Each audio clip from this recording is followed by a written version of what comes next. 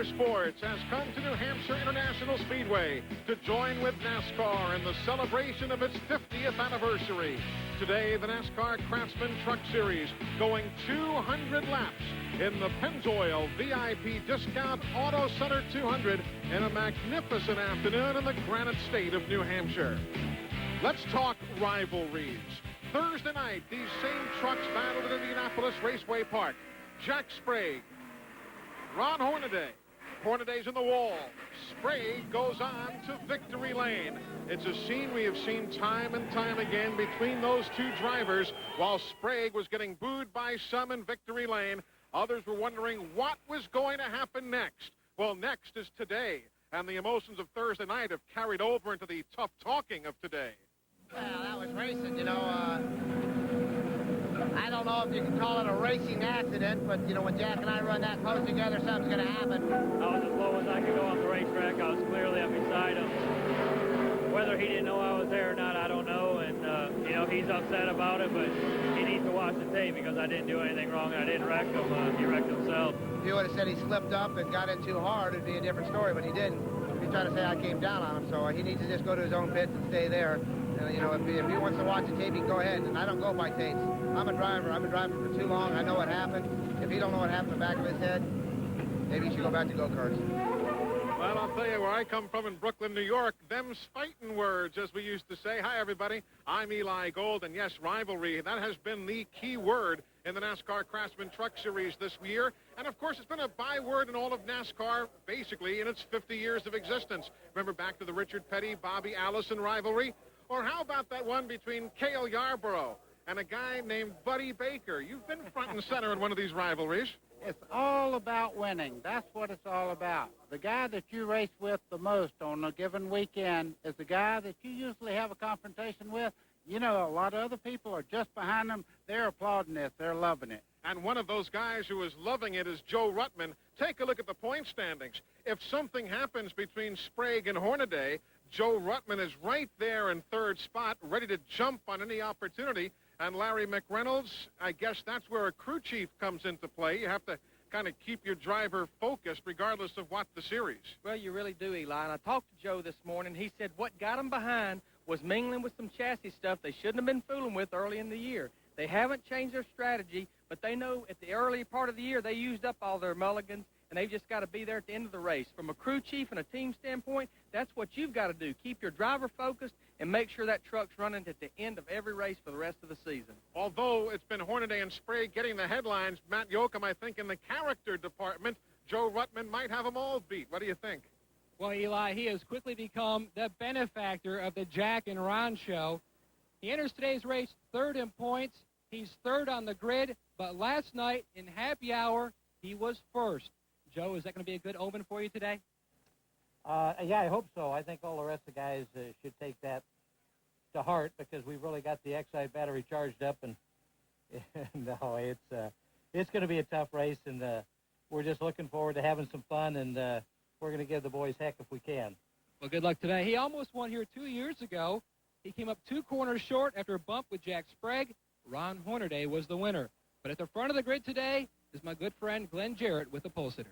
Hey, thanks a lot, Matt. You know, while the spotlight might belong to the Hatfield and McCoy-type feuders there, the pole belongs to this man, Mike Wallace. He won his first ever NASCAR Touring Series pole, hoping to turn it into his first ever NASCAR Craftsman Truck Series victory. What about it, Mike? Well, I think we got a good shot at it today. The Pure Later, Pure 1 truck's running great. You know, all the guys from Schrader Racing did a wonderful job. We broke the track record here. You know, if you're going to set on a pole, you might as well get a record done, and we'd like to set it in a record pace today. And I'd like to take a win home. Carla and the kids are home watching, and I told them we'd try to win one again, so hopefully it can happen today. Best of luck to you, Mike. His truck owner, Ken Schrader, is probably watching, too. Good run at Indy yesterday. He told these guys, forget about feuding, forget about points, win races, Eli. That is the storyline right here, and you can't win a race until they crank the engines. So why don't we go trackside right now? Mr. Butch Lindbergh is our Grand Marshal here today, the Director of Marketing for VIP Discount Auto Parts Stores. He has the command to fire the engines. Drivers, start your engines! And with that, we are set to go racing. The NASCAR Craftsman Truck Series is live on a beautiful day in New Hampshire. We're so happy you're with us on TNN Motorsports. The starting lineup next. Go, go, go, go!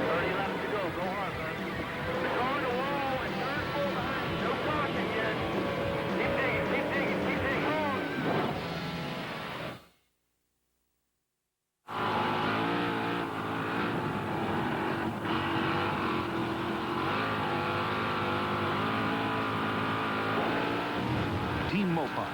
Parts for sprint cars and your vehicle. Get real. Get Mopar.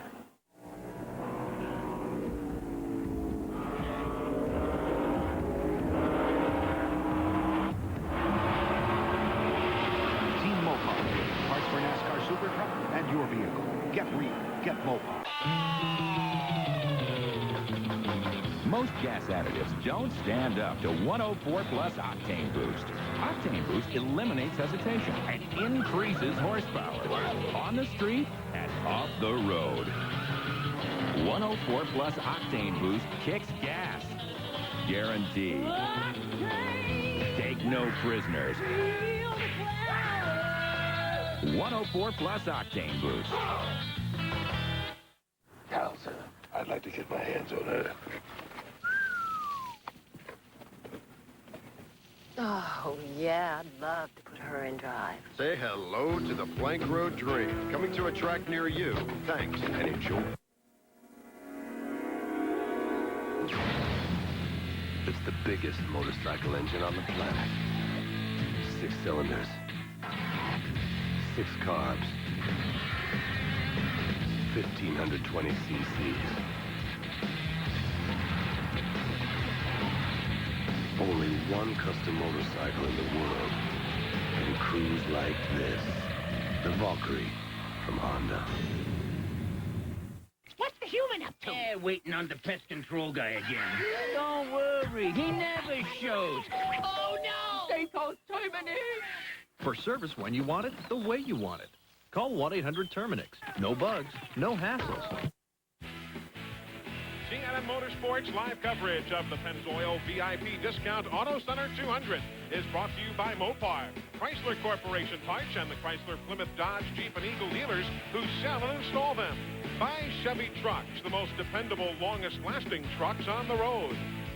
By 104 Plus Octane Boost, feel the power guaranteed. And by Ice House, ice brewed so there's never any watered-down taste. Let's take a look at the AutoZone prep for the race, brought to you by the more than 2,500 AutoZone stores across America. AutoZone, the best parts in auto parts. There you see the numbers, just over 200 miles in distance on a racetrack that measures 1.058 miles around. Why don't we take a look at the starting lineup for today's event? Mike Wallace, the 12th driver to win a NASCAR Craftsman Truck Series pole here in 1998. The point leader, Jack Sprague. Third place in points, Ruttman. Second place in points, Ron Hornaday. Randy Renfro was to have started back in the 5th spot. He's going to start from the rear. We'll talk more in a moment. Jay Sauter, who won here a year ago. There you see some of the other young names. Lonnie Rush, who starts in row number 6. But he had a super run at Indianapolis on Thursday night. He certainly did. Lonnie looked like he might even have a win there near the end due to great pit stops. That's a new strategy you're going to see a lot of today. These guys love it. Rick McRae from the NASCAR Winston West Series and other touring series over the years. Nathan Butke is back, and yes, that is Butch Miller, who is doing double duty here today. He'll be in the NASCAR Busch North Series race. Saw Mike Uinitsko. He's also in a truck. And good to see Bob Keselowski back, Larry, after not racing since Milwaukee with that injury. Well, I'm sure, he's going to get back in the swing of things. And, probably the best medicine in the world is be back in a truck here racing at Loudon. And there you see the entire 36-truck starting field. Mike Bliss will be carrying us around the 1-mile New Hampshire International Speedway, starting, as you see, in 17th spot. We've got Brian Ruffner carrying us around the racetrack. Brian's had some good runs here over the years. Tony Roper had a spectacular run on Thursday evening. He came home second behind Jack Sprague. Butch Miller gives us a free ride here today. So does that Mopar Dodge truck of Bob Keselowski. And likewise, Boris Said. All of those drivers giving us a ride around New Hampshire International Speedway here. Today, there's Boris going in 31st spot. We mentioned during the starting lineup that Randy Renfro was to have been starting in 5th spot. There he is, however, alongside Jeff Spraker, shotgun on the field. They found in a post-qualifying inspection session yesterday that Renfro had some non-approved engine parts aboard his truck, So as a result, Renfro, who now drives for team owner Dominic Dobson, starts shotgun on the field. And before we go any farther and get the green flag in a moment, Larry McReynolds, congratulations, by the way, on Mike Skinner's superb run in yesterday's Brickyard 400. Appreciate it. Great day for Richard Childress Racing altogether. You know, Mike coming home in 4th and Dale in 5th. Really happy for Richard Childress. Gosh, he's worked so hard to get these teams where they belong. We are set to go green here in New Hampshire, the first of 200 laps. Settle in and join us here on TNN Motorsports. 3 wide there. Andy Houston trying to make a move on the initial start. There's Lonnie Rush in the 10 going wide.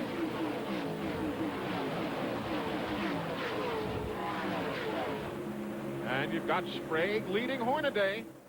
Joe Rettman there in the 3rd place truck, moving right up. You can see right now he means business today. I think he's really focused. He was very loose when we talked to him early today, Larry. Yeah, again, they've been working on that truck. And, you know, the unique thing about it, I just keep thinking about this truck race here today, is these guys have got to have these trucks right in the beginning because they know they can't make those major changes because there is no halftime today. So Wallace ahead of Hornaday. Then got Joe Ruttman. Sauter is next in line. Biffle and Sprague in that order. Front 3 pulling off by just a bit. Ruttman beginning to rumble. Well, Mike Wallace takes the lead from the pole. I believe they tell me in my ear that I had said Sprague in error. It is Wallace who indeed started and took the lead right from the get-go. Eli, you and I talked to Mike Wallace, and he said they mean business, too. They have a truck for every race. They said, go out there, forget the points, stand on it. If you wreck every time, we have a truck to back it up. Right, Tim Cahuth was telling us that yesterday, the crew chief on that team. Problems up in the corner. Tony Roper there in the 55. And Randy Tolsma in the 61. Caution as they work it at lap number 3. Roper, as we said, had a superb run at Indianapolis on Thursday night, finished 2nd. And for Tolsma, this is his first ever visit to the New Hampshire International Speedway. So caution on the racetrack. It'll be at lap number 4 officially as we take a look at what happened middle of the pack.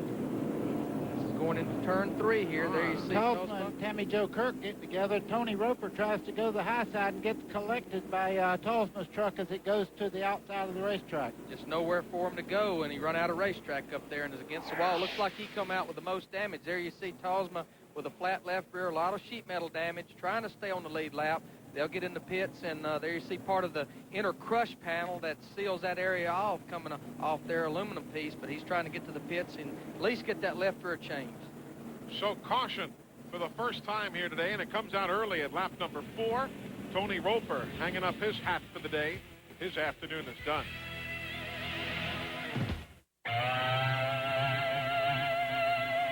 Nobody tells these guys how to drive. Nobody tells them they can't race 700 horsepower trucks. And no one's going to tell them what tubes to use. The 1998 NASCAR Craftsman Truck Series. Tough trucks, tougher drivers, the toughest tools. Craftsman makes anything possible.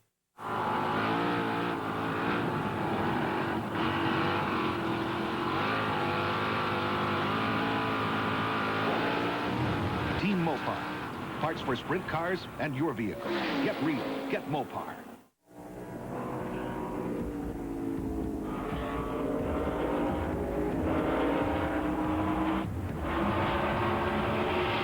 Team Mopar. Parts for NASCAR Super Truck and your vehicle. Get real. Get Mopar. What's this, Dad? 10-10-3-2-1? Oh, that 10-3-2-1 has changed to 10-10-3-2-1, but you still get the same great savings. Still saves 50% off every call over 20 minutes? Of course, still half price on those long calls to Romeo in New York. Does it save all the time? Sunday, Tuesday, any day. Just dial 10-10-3-2-1, then 1 and a number. Easy. Easier than laying off this stuff. 10-10-3-2-1. New number, same great savings.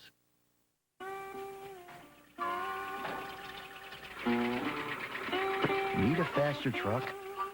Hey, this is yesterday's paper. Now you have a chance to win a real Ron Hornaday NASCAR racing truck, a one-year lease on a 99 Chevy pickup, or a tool set during Napa Auto Parts Trucking and Tours Sweepstakes and Sale. Come by today. Tomorrow's paper. Regal Ride gas shocks are $10.99. Struts as low as $21.99. TNN Motorsports live coverage of the NASCAR Craftsman Truck Series is being brought to you by Napa Auto Parts. At Napa, we keep America running. There you see Tony Roper's truck being brought back to the garage. Meanwhile, we have seen pit stops. One was for Andy Houston. Matt, what's the deal? A big break for Andy Houston. At the drop of the green, he started to fall back. The problem, a plug wire had fallen off. He came in while we were away at break. They put the plug wire back on. He was down and away, but he will have to come back in because they did not get all the hood pins on, so they're also going to top him off with fuel. Glenn Jarrett? Well, you can hear Randy Tolsma's truck taking off. He's already lost 2 laps by my count. He was involved in that wreck. The big problem they had, well, we're going to show you if we get the camera to come right over here, this tire carcass, when it shredded right here, it was cut down in the wreck. It wrapped itself around the rear axle housing. It took him about 1.5 laps to get that thing off. He lost a lot of valuable time, did some damage up underneath. They think they've got him back, but as I said, 2 laps down. Tough break for Randy. And again, what happened moments ago as we ride and take a look. That's Tolsma there in the tote truck on the inside. Tammy Joe, they make contact right there. He spins right up in front of Tony Roper and, hard into the outside wall. Meanwhile, the green flag is in the air, and we are back to racing here in New Hampshire as Mike Wallace leads them back into turn number 1. See everybody pretty much in single file out in kind of a one-groove racetrack right around the bottom. So sometimes they get in trouble to get up there in that second groove. Hornaday going for the lead. Got it, and he brings Ruttman with him. Ruttman right along with him there on the bottom side. You see Wallace there fighting back as best he can on the outside, but the outside part of this racetrack is pretty slick. Good scramble for second spot with Jay Sauter in the 3, the winner here a year ago. Let's see if he can cover the spot and keep Wallace caught outside. You can see the 52 truck there. They touched just a little bit. Sauter really doing a great job of holding that truck straight as he starts down the back straightaway. You see Biffle getting by Sauter as he was still trying to gather it up down the back straightaway. And Biffle's in that red truck. The man who currently is second in Rookie of the Year point standings. Only 8 points behind Andy Houston, who's had problems here on the early going, as we've documented. If you're just tuning in and maybe haven't checked out a Truck Series race over the last while, remember that the halftime break that you're used to is no longer part of the agenda. When they used to break it halfway for 5 minutes and tire changes and all of that, it's now gone by the wayside. They've got full-speed pit stops just like all of the other NASCAR Touring Series. And Eli, what they can do, they can gamble a little bit, maybe just change the rear tires. If the truck's sliding through the corners, just make a tire change on the rear. It really makes them gamble a little bit and makes it more interesting, I think. It gets them prepared if they do move up the Winston Cup later on.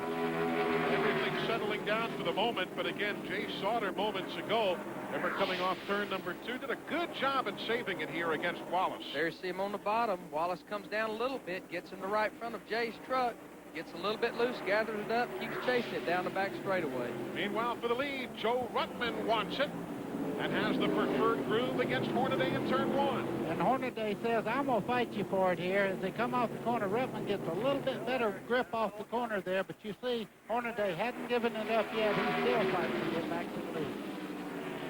So Ruttman now becomes the third leader of the event. Mike Wallace and Hornaday have both led. They are still running first, second, and third with Biffle fourth. Sauter is fifth. That looks kind of familiar. There's 2 Jack Rouse trucks in the top 5 right now, first and fourth right now, and they're really going at it. Greg Biffle in the 50 there, the red truck, is running in fourth. Just underway, 12 laps in to the Pennzoil VIP Discount Auto Parts 200. All the starters, with the exception of Tony Roper, remain on the racetrack. We're back with more right after this.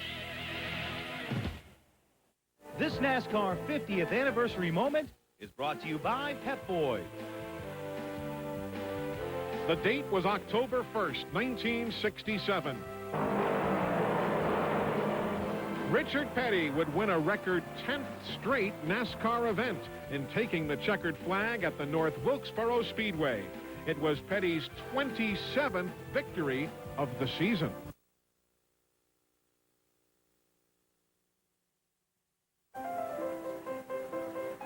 Welcome to the newest Pep Boys Automotive Super Center. On your right, a world-class collection of accessories. And moving along, you'll find the tires. Impressive. Very. Right now, all 35,000-mile steel-belted radials, 4 for just $99. Any size, any 4, $99. With prices this low, you won't just like Pep Boys. You're going to love it. Pep Boys. Cars like us. People love us. Mack Trucks are furnished by Clement Chevy Mack Sales. For all your truck and tractor needs, call Clement at 1-800-369-MACK. Visit, experience, shop Simpson World, a racer and race fan superstore, now open in Mooresville, North Carolina, Indianapolis, Indiana, Torrance, California, and Hershey, Pennsylvania. Race fans, you make the call. New LCI long-distance customers receive 30 minutes of free calling and a calling card featuring participating drivers. Don't delay. Call now, 1-888-TEAM-LCI. Welcome back, everybody. Joe Ruttman continues to lead here in New Hampshire, the 4th race of the year, which he has led. First one he's led, though, since Watkins Glen, some 8 races ago. He has the advantage on Ron Hornaday. Mike Wallace is 3rd, Greg Biffle 4th, and Jay Sauter runs 5th. Jack Sprague is 6th, Ron Barfield is 7th, Kevin Harvick is 8th. Mike Bliss is now up to 9th spot after starting in 17th, and Stacy Compton runs 10th. Barry Dodson is the key wrench on this, the crew chief, and they had the fastest truck in practice all day yesterday, just had a terrible qualifying, but you can see the truck's doing very well, hanging in the middle part of the racetrack, not right on the yellow line like we're accustomed to seeing, but he's really accelerating well off the corner. And also, you hear him being talked to by Eddie Thrapp with a spotter, and Barry Dodson, the team's crew chief. And we ought to tip our hat to that man. He had a great run, finishing 7th in the NASCAR Busch Series race. Bliss did at Indianapolis on Friday night, the Kroger 200. Meanwhile, in the garage, Tony Roper. His afternoon may well be done after that early accident. Let's get an update. Well, Eli, the Icehouse Ford team, as you can see, cutting away the fender, doing some work on it. Tony, not the place you wanted to be this early. I know what happened. No, it's a real shame. Second lap of a 200-lapper, and a couple people got together. They were racing really hard. And I just didn't have any place to go. I hate it for this Icehouse team. We had a good truck, and we were kind of on a roll. Second at IRP on Thursday night. It's a real shame. I hate it for everybody, but, you know, I guess second lap in should have been a time to be spreading out and feeling yourself out, but that didn't happen. Well, the disappointment is compounded because Thursday night, he scored his career best finish, 2nd at IRP. Indeed it was. His first top 5 of his career in this series, and it was a strong second-place run. So 19 laps on the board. Good battle here. 3rd and 4th on your screen. Wallace in the white truck. The red truck is Biffle. Sauter in the 5. It's in the 3. He's running in 5th spot, that black machine. That's Jack Sprague in the 24 just behind him there. These guys are going at it right now. I think Mike Wallace may be holding this group up just a little bit. And there you see further back as you come now to the 10th, 11th, 12th, 13th place trucks. Jimmy Hensley now riding with Brian Refner. Saw the flame coming out of the exhaust pipes there. That's just that raw fuel burning in the exhaust pipes, and it actually looks like something's on fire in there, but it's just the raw fuel burning.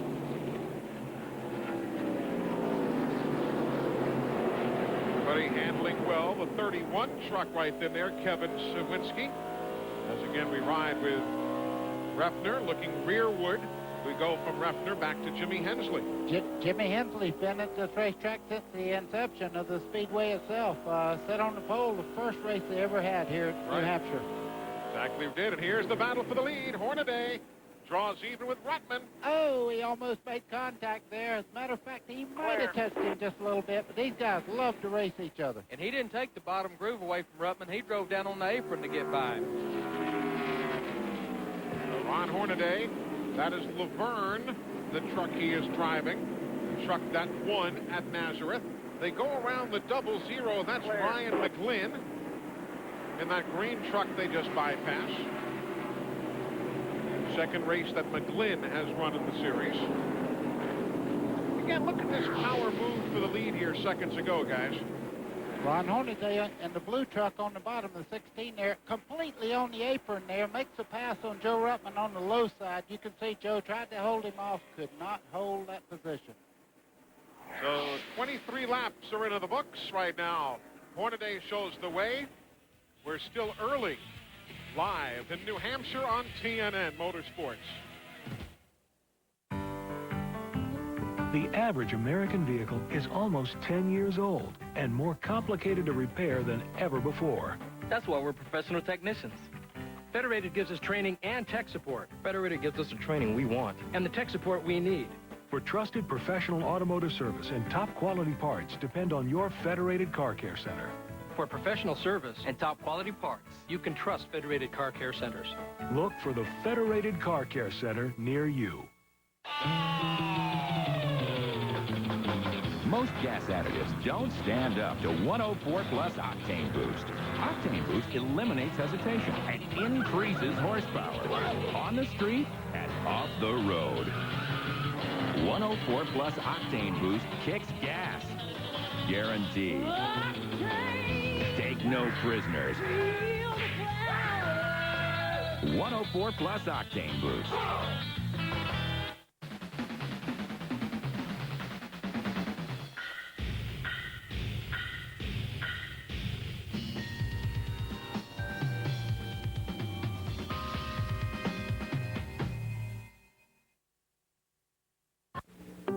Dinner was great. See a movie? Yeah, can't wait. We could rent a tape. Okay. Hurry, hurry, don't delay. Rent a movie. Step this way. This is not our lucky day. Hey, I've got it. Pay-per-view. On cable, yeah. I'll pay the sitter. I'll order the flick. Gee, this is easy. Wow, that was quick. Why didn't we think of this before? Next time we will. Before we're out the door. Next time, Cox pay-per-view it.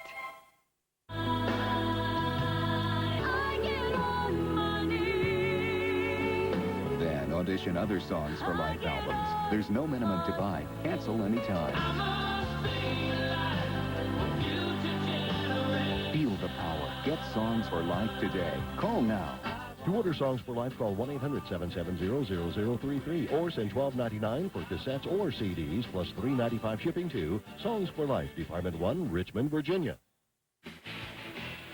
Winnebago Industries, the official motorhome of TNN. Stop by your local Winnebago or Itasca dealer now and see the new models available. For more information on the Winnebago Motorsports team, please give them a call at 1-800-643-4892, extension 2.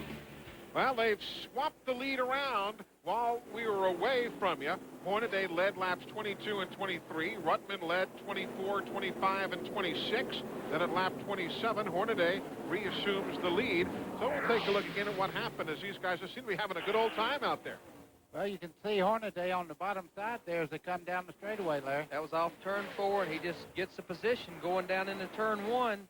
And Ruttman has no choice but to fall back in line. But there's a new sheriff in town. There in third place, Biffle finally got by the 52 truck of Mike Wallace, and he has closed in on the leaders and only about 4 truck lengths back now. And notice how much distance now he's put on Mike Wallace. And that's the thing about Loudon. Track position. You can be 3 or 4 tenths quicker than another truck, but it's so hard to pass. But once he finally passed him, he drove away. Now he's catching these leaders. All right, Wallace and those fellows now 1 8/10 seconds behind the race leader as here they come storming back around the Jeff Spraker truck. That's that black machine to the right of your screen. Let's check in with Matt Yoakum down on pit road. The problem for Ron Hornaday, if he can have a problem leading the race, is aero.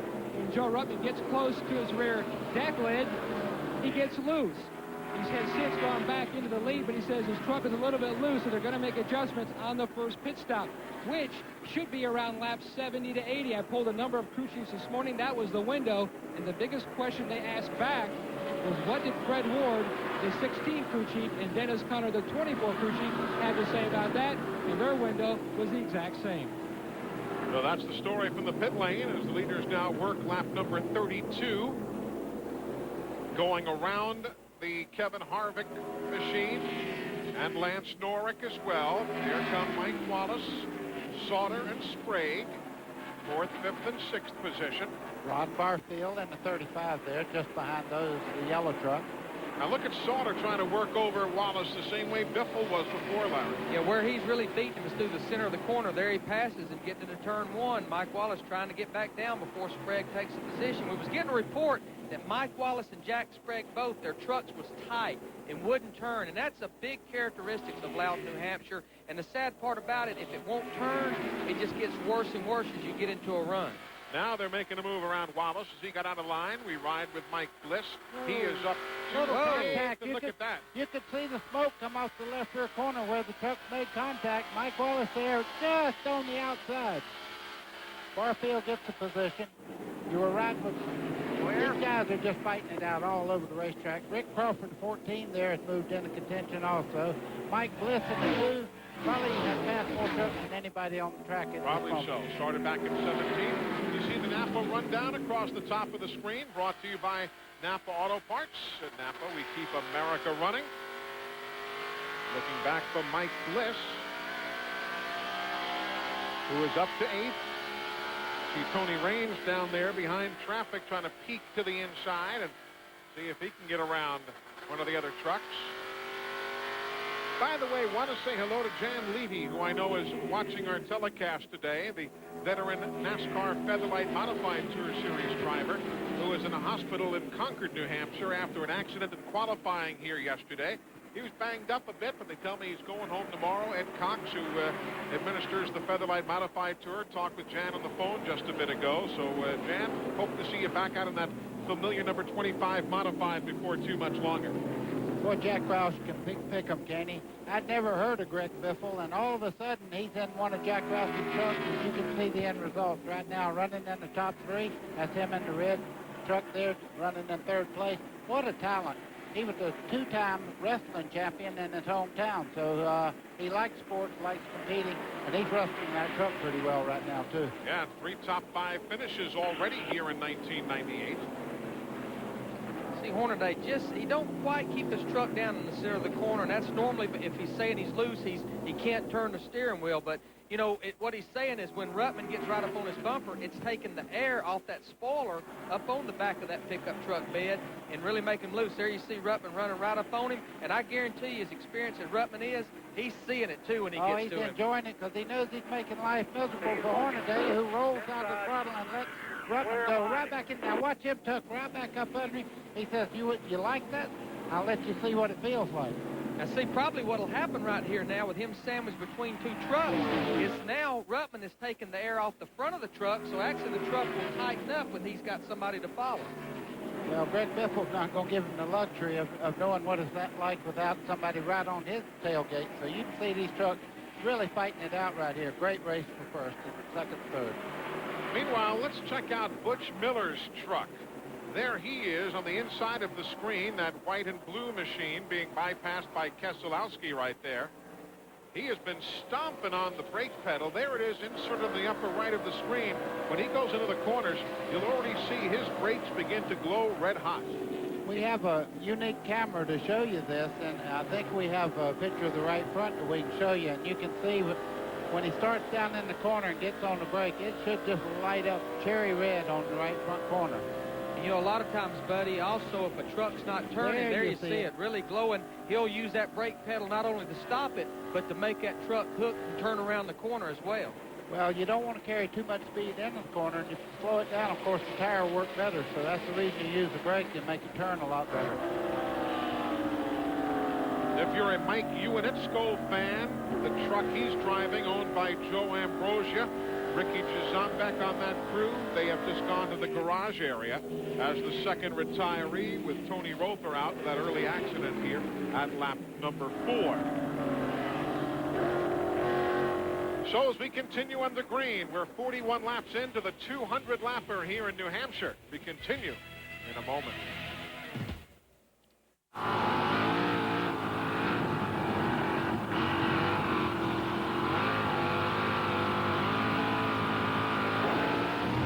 Team Mopar. Parts for sprint cars and your vehicle. Get real. Get Mopar.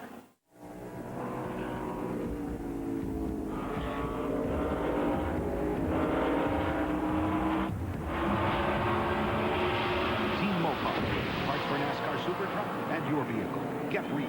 Get Mopar. Most of these children are about to be put in a dangerous position. It's estimated that 4 out of 5 kids are buckled up in the car incorrectly. Crashes kill more than 1,000 children every year who are completely unbuckled. Make sure children 12 years and younger are secured snugly and properly in the back. For more on how to keep them safe, read this book. It's free from Shell. Count on Shell. There's nothing like the feeling of a new car.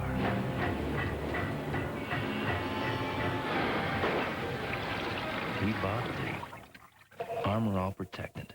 It shines, it protects. It's new car juice.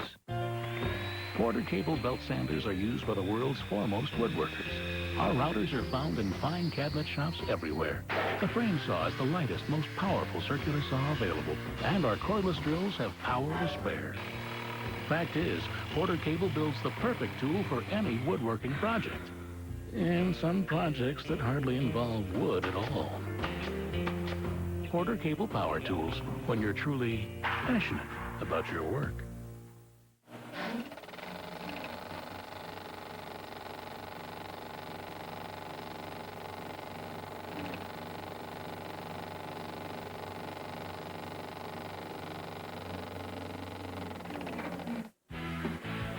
You can experience Country.com, your personal source for all things country, from race cars to country stars.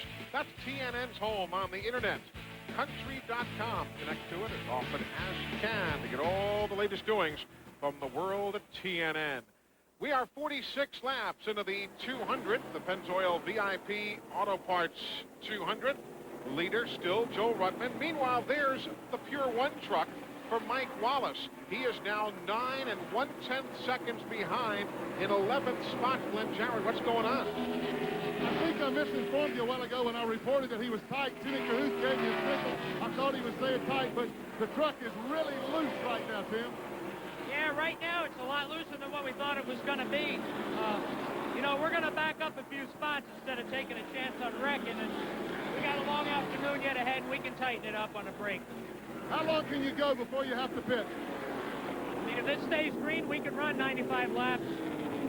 Okay, that's the story for Wallace. They're just looking for an opportunity to tighten that thing up. And Mike right there, still in 11th spot. There you see the lap speed for him. He was the pole sitter this day, but he's down some 3 miles an hour to the laps being turned by Joe Ruttman, who is the race leader at this stage of the afternoon. And there is the spread among the lead machines. Ruttman by roughly a half second on Hornaday and Biffle. Then Jack Sprague in 4th. Ron Barfield is up to 5th. Good run for him. Mike Bliss now all the way up to 6th. There you see how the fellows who are battling for the points have done here over the last little bit, where they are currently running on that bottommost line. Sprague in 4th, Hornaday 2nd. That's the point situation right now. It was 22 between Sprague and Hornaday now, 32 when the day began, and Ruttman was 80 back when the afternoon started, so he too is at this very moment picked up some 20 points. We've got caution on the speedway for Lance Norrick. Lance Norrick, and that is not his normal looking National Hockey League sponsored truck. He wrecked that one here in practice yesterday, and they have pulled out a backup for Butch Miller's machine and let the NHL folks get on board there as a bit of a thank you. You might have remembered earlier that when Butch Miller had problems making a race, the Dana logos went on Norrick's truck for that particular day. So they've kind of swapped that off in a bit of a thank you for a previous good deed, but unfortunately, Norrick now bringing out the caution at lap number 50. Bad luck for one, good luck for other people. These guys will be heading down pit road on the next lap by if the pit lane is open. Norrick is right off of turn 4 right now.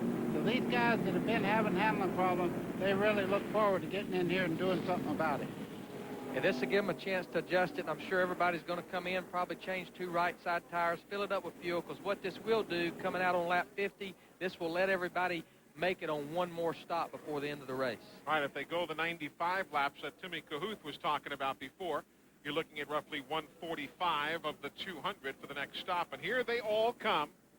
The rule here is only 5 men over the wall unless you add fuel, in which case the 6th person across the wall can strictly be the gas catch can man. They can't do anything more than that.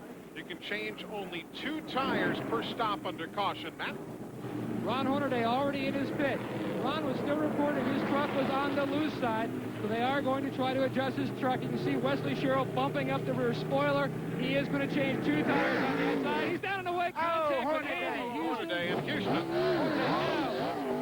He's off. Now to Glenn Jarrett. Okay, thanks, Matt. Pandemonium up here also. I'm in the 2 pit. Mike Bliss has come in and taken right side tires and fuel. And we'll get a report on Joe Ruttman. I had to send my runner up there as I had come to do an interview with Barry Dodson when the caution came out. So I'll get up and find out exactly what Ruttman did. But Bliss made no changes on his truck. He seemed to be about the quickest truck out there. But I'll tell you, this being just the 3rd race in which pit stops have been utilized, full-speed pit stops, that we have seen always something going on. Watch what happens here as Hornaday got set to leave. You see Rush coming in, Corelli going by, and here comes Houston.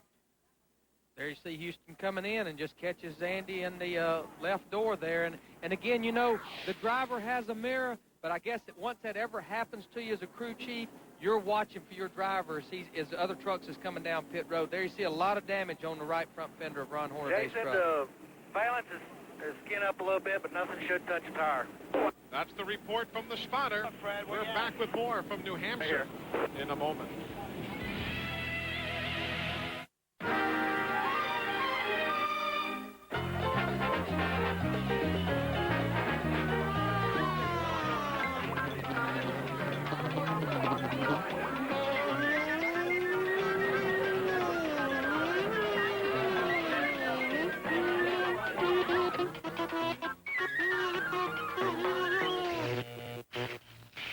Please, don't drive drunk. The excitement of NASCAR Craftsman Truck Racing. Cool. The equally exciting performance of the vent visor deflector. Vent visor? Vent visor lets you crack the window to keep cool in the heat and dry in the rain. Cool. Vent visor installs in record time. Cool. With vent visor, your truck stays cool. Hey, and it looks cool, too. Vent visor, the coolest thing on your truck. And an official sponsor of the NASCAR Craftsman Truck Series. Now that's cool. Most gas additives don't stand up to 104 plus Octane Boost. Octane Boost eliminates hesitation and increases horsepower on the street and off the road. 104 plus Octane Boost kicks gas. Guaranteed. Take no prisoners. 104 plus Octane Boost. People are selling tools today on the market that I don't even think they know where they're made, and they're not a quality tool. One thing about the Craftsman tool, it's made here, and you know the quality's good. 2,200 Craftsman hand tools made in America, guaranteed forever. If something happens to it, you can take it back, and you know where to take it back because you know where it come from. Craftsman makes anything possible. Get ready for racing excitement by the truckload. Whoa, they touch. Rebel. Oh. Wow. This is a super battle for the lead. Wow. Man. It's the NASCAR Craftsman Truck Series, where everybody makes an express run, but only one delivers. See the Stevensfield Genuine Car Parts 200 live Saturday at 4 Eastern, 1 Pacific. And it's only on the leader in motorsports coverage, TNN Motorsports. Welcome back to New Hampshire International. We are set to go back to green in one more lap. The race leader right now is Randy Renfro, who did not make a pit stop. Remember, he was the driver who would have started in 5th, but had to go to the back of the field because of the infraction in qualifying yesterday, or in the post-qualifying inspection, when he was found to have a non-approved part in the engine. There is the first man who has pitted. That's Joe Ruttman running 2nd. Let's hear from Glenn Jarrett in Ruttman's pit. And as I promised, I got the update on Joe. I'm getting a little old, guys. I can't move as fast as I used to. Ruttman took on left side tires and fuel. His crew chief told me they hope that's the only time they have to change the left side tires today. Meanwhile, remember we told you Jack Sprague was tight. They put on right side tires and raised the track bar 2 rounds, also fueled him up. And Mike Wallace got that caution he was looking for. They changed right side tires and put a bunch of bite in the truck to try to tighten him up. Let's go to Matt. Todd Barrier and company here in the Goodrich pit changed right side tires on the 3 truck of Jay Sider. He was complaining his truck was tight up off the corner, so they made some air pressure adjustments. Also the same for Greg Biffle in the 50. They made some air pressure adjustments for him as well.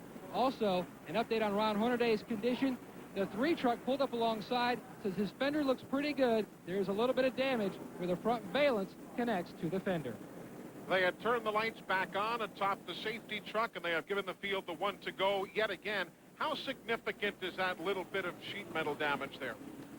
Well, I think, you know, with the speeds they run here, you're seeing the bottom of that valance there. I don't know so much the piece hanging off, but right there where you see the part that's dented in right there, I think that could cause more of an aero push. Now, of course, he's been loose. Maybe that's what his truck will take to balance it out, but I'm just not sure with the speeds here that could make the front end not want to stick very good. So that's what the story is on Hornaday. We'll wait and see once they come up to full speed whether they're able to do it. I'll tell you, this whole series has been going full speed for the last couple of weeks. You realize the miles that these fellows have put on, not just the fellows who are driving today, but the drivers who drive the transporters, the team haulers, from the California Speedway to Pikes Peak International to Indianapolis Raceway Park on Thursday, and now here to New Hampshire International Speedway. Some major league miles that they've gone coast to coast. They were working on the truck, the backup trucks yesterday at a fever pitch. It looked like another race being held here maybe tomorrow, trying to get some of the trucks that have been torn up. They've really been at it lately. And, of course, next week on to Flemington, New Jersey, right here on TNN Motorsports. Set to go. Let's see if Randy Renfro can stay in front now. Green is in the air. Be interested to see how long he can stay in there. Of course, Ruttman have to deal with the lap truck there, Randy Talsman. Of course, that gives Renfro a little bit of a jump there on the restart. Here's Bob Keselowski, middle of the field, picking his way through traffic. Boy, he's got a seat in there. He looks like a barber chair sitting up in there. He's hurt his back, and he's trying to make it through till the end of the season right now. He has a different type seat in that truck.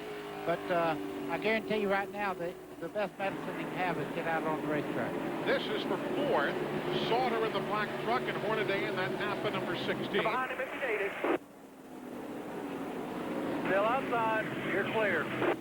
Just couldn't make the pass getting into turn 1. Had to fall back in line. Jay Sauter and his crew, they did have a good pit stop on that last stop. They moved up several positions, but at Richard Childress Racing, we have a pit stop practice car, and it took missing about 3 weeks ago. We was ready to practice pit stops. They said, oh, the truck guys has got it. They're up there practicing pit stops. There's your answer on Hornaday. That truck seems to be flying right now. They've made adjustments on it. It seems to be hanging the racetrack quite well, even with the damage to the right front corner. Some good battling also 3 wide moments ago. That light blue truck, Lonnie Rush, who had a superb run in Indianapolis. Tandy Joe in the 51 trying to make a move. And the 69, that black truck with the inside covered, that's Jeff Spraker. There you see middle of the field again. They all go around Spraker. Up front, Ruttman for the lead. Inside of Renfro. Renfro hanging tough on the outside there, gets a great jump up out of the corner. But the 99 of Ruttman, he was a little bit sideways getting in the corner. He was on the flat. And let me tell you something, Ron Hornaday passed 2 trucks on the outside. That's pretty strong right there. Watch what Mike Bliss has dangling from the back of his truck. I believe what that is, I believe that's like a rear brake duct hose. I don't believe it's anything that could cause any problem. It's probably just the hose, and it's still kind of hanging on by one of the wires, but probably one of the hoses that actually cools one of the rear wheels. He's running in 9th. Dragging a piece of brake duct hose somewhere. That's why you're up here. Oh, I don't know about that. I figured he's going to say you're dragging an exhaust pipe or something. Look who's in the lead here, Ron Hornaday. Just made the move and grabbed the spot away from Randy Renfro, who is now in 2nd. So Hornaday will retake the lead at lap number 61. Great job by Brett Riffle moving into 2nd place in the number 50 truck.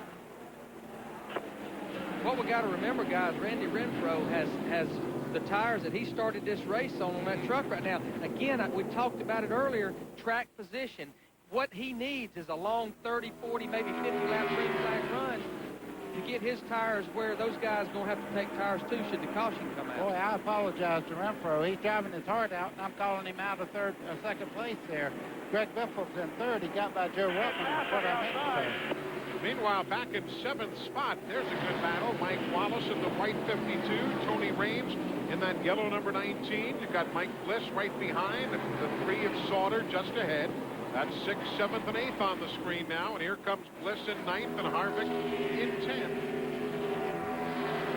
There's that piece of brake duct, so bouncing right along. What is that made out of, Larry? Well, it's just kind of a cloth material, and all they do is just they put a hose down the trailing arm to pick up air kind of off the pavement just to blow it, kind of cool the rear brakes. The rear brakes, you need to keep those cool at a place like this. It's not near as important. In fact, you can overcool the rear brakes and make the front brakes work too hard, so you just want a little bit of cooling going to the rear brakes. Mike Bliss has the view of the battle for the lead. Ron Hornaday shows the way. 63 laps complete in New Hampshire. This is joy. This is frustration. This is pride. This is humility. This is a sport that's about more than just winning or losing. In fact, it's a sport that's not so much about cars as it is about people. This is racing. This is NASCAR. While these two trucks appear to be exactly the same, there is, however, one measurable difference. The brand of brake pads. Performance friction carbon metallic. The power to stop the best. Ask for them at AutoZone. TNN Motorsports live coverage from the New Hampshire International Speedway is being brought to you by the more than 2,500 AutoZone stores across America. AutoZone, the best parts in auto parts. And by Chevy Trucks, the most dependable, longest-lasting trucks on the road.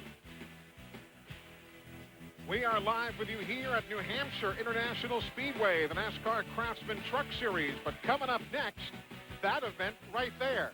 We might have said that was the Grand Prix of Three Rivers, or you might say Le Grand Prix Players de Trois-Rivières. Whatever, you get the idea, the SCCA Trans Am Series. As soon as we move aside, it's coming up here on TNN Motorsports. That was exactly what I was going to say. I thought it was. Welcome back, everybody. Eli Gold, Buddy Baker, Larry McReynolds, Glenn Jarrett, Matt Yocum, live with you here at New Hampshire International Speedway, the NASCAR Craftsman Truck Series. You're watching a good scramble, middle of the field right now for 8th, 9th, and 10th spot on back. The leader is still Ron Hornaday, ahead of Randy Renfro, who's still hanging it tightly in second. That battle from Sauter there, that's 6th, 7th, 8th on your screen. Sauter, Wallace, Raines, then Mike Bliss in the blue and white 75 for Harvick, and Rick Crawford coming into the picture, the old man now, turned 40 the other day. Eli, just a second ago, the three truck of Jay Sauter was having a fight with Ron Hornaday for position. You see he's dropped back a little bit, and he has a lot of trucks just behind him there. He may be not handling the way he was just before the break there. A little bit loose up off the corner. There you see Tony Raines. Likes the truck he's in today. He should. It won at the I-70 Speedway in Odessa, Missouri. Had the victory in Texas. Ran well in California. Well, that's Tony Raines in that yellow machine. There's Mike Bliss. 9th place run for him right now, up from 17th starting spot. It'll be 70 laps complete when they get back to the stripe. Good turn 3 and 4 that time, Mike. That's looking back to Mike Bliss's truck. See Kevin Harvick just behind him there as they go into turn 1. It's like he kind of beats him down in the corner. Maybe Bliss pulls him up off the corner just a little bit, but Kevin Harvick really get down in the corner. Harvick leading the points in the NASCAR Winston West Series. And there's problems off in the corner. Couple of trucks banging off the wall. The number 97, Tim Bolton, brings out the caution. Caution, lap number 71 for Tim Bolton, who indeed is making his Craftsman Truck Series debut here today. Bolton, for those of you in the Carolinas, might remember that he has had a regular career at the Concord Motorsports Park in Concord, North Carolina. You can see him drop the window net there. That's to let the corner workers and all know that he's okay. You see him moving around in the truck, backed it in there on the left-hand corner there. One thing you notice on a flat track like this, it's only 12 degrees of banking in the corner, so when you go down in there, it's not like a high bank track where you hit the outside wall and then spin to the inside. Once you get out there, you pretty well stay there. Lap 72, as you see Tammy Jo Kirk climbing from her truck right there. So the Georgia driver apparently done for the afternoon in her truck number 51. Now, time-wise, as far as lap count is concerned, as you see Bolton pulling off the wall, probably a little earlier for that caution than Renfro would have liked to have seen. I'm just sitting here thinking, you know, I'm going to be really surprised if he don't come into pits, because I got to believe he's only maybe about 20, 25 laps away from his fuel window. So I just don't believe the leaders are going to pit, because they've only got about 20 laps on their tires. So if he pits, he's going to go probably from about second to about 25th here. And I just can't believe he'll stay out. Maybe he will and bank on another caution coming before lap 95 or so. And probably he'll go back even further than that as we check the computer now. He'll go all the way back to the 28th spot. And here comes Randy Renfro in to make a stop. Again, Dominic Dobson owns that truck and began driving it this year. And here comes Sprague just ahead of him. There's Jack in the number 24. So Sprague is in, Raines is in, so too Renfro. Crawford and Compton and Hensley. Andy Houston is in. Corelli again. Keselowski is in. Sawinski makes a stop. Butch Miller comes in also. You see the 24 truck there taking on left side tires as they're putting in one can of gas. They're filling him up right now. Very important to get these left sides right now with the two-tire rule. Well, I tell you, I can guarantee you one thing. That'll be the last set of left side tires that 24 truck sees the rest of the day. So, you know, and what this will also do, this buys him extra 20 or 30 laps on his fuel. So that means, you know, with probably about 30 or 35 to go, he can come in and maybe even just get a squirt of gas and finish his race. So pit stop strategy being played out already. Just 73 laps in as the spotters look on from high overhead the main grandstands in New Hampshire.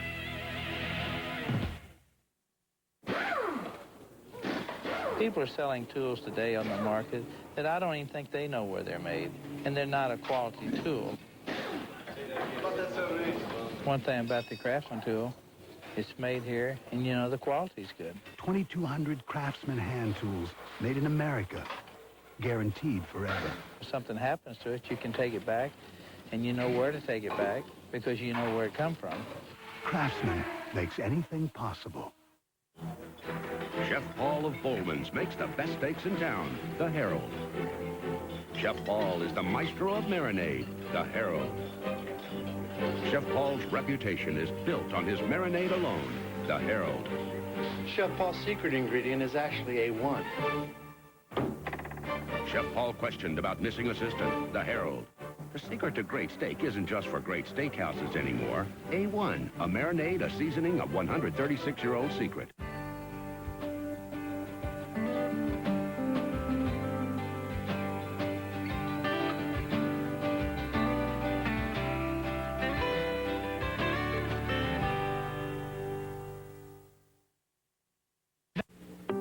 Dinner was great. See a movie? Yeah, can't wait.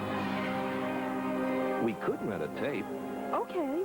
Hurry, hurry, don't delay. Rent a movie. Step this way. This is not our lucky day. Hey, I've got it. Pay-per-view. On cable, yeah.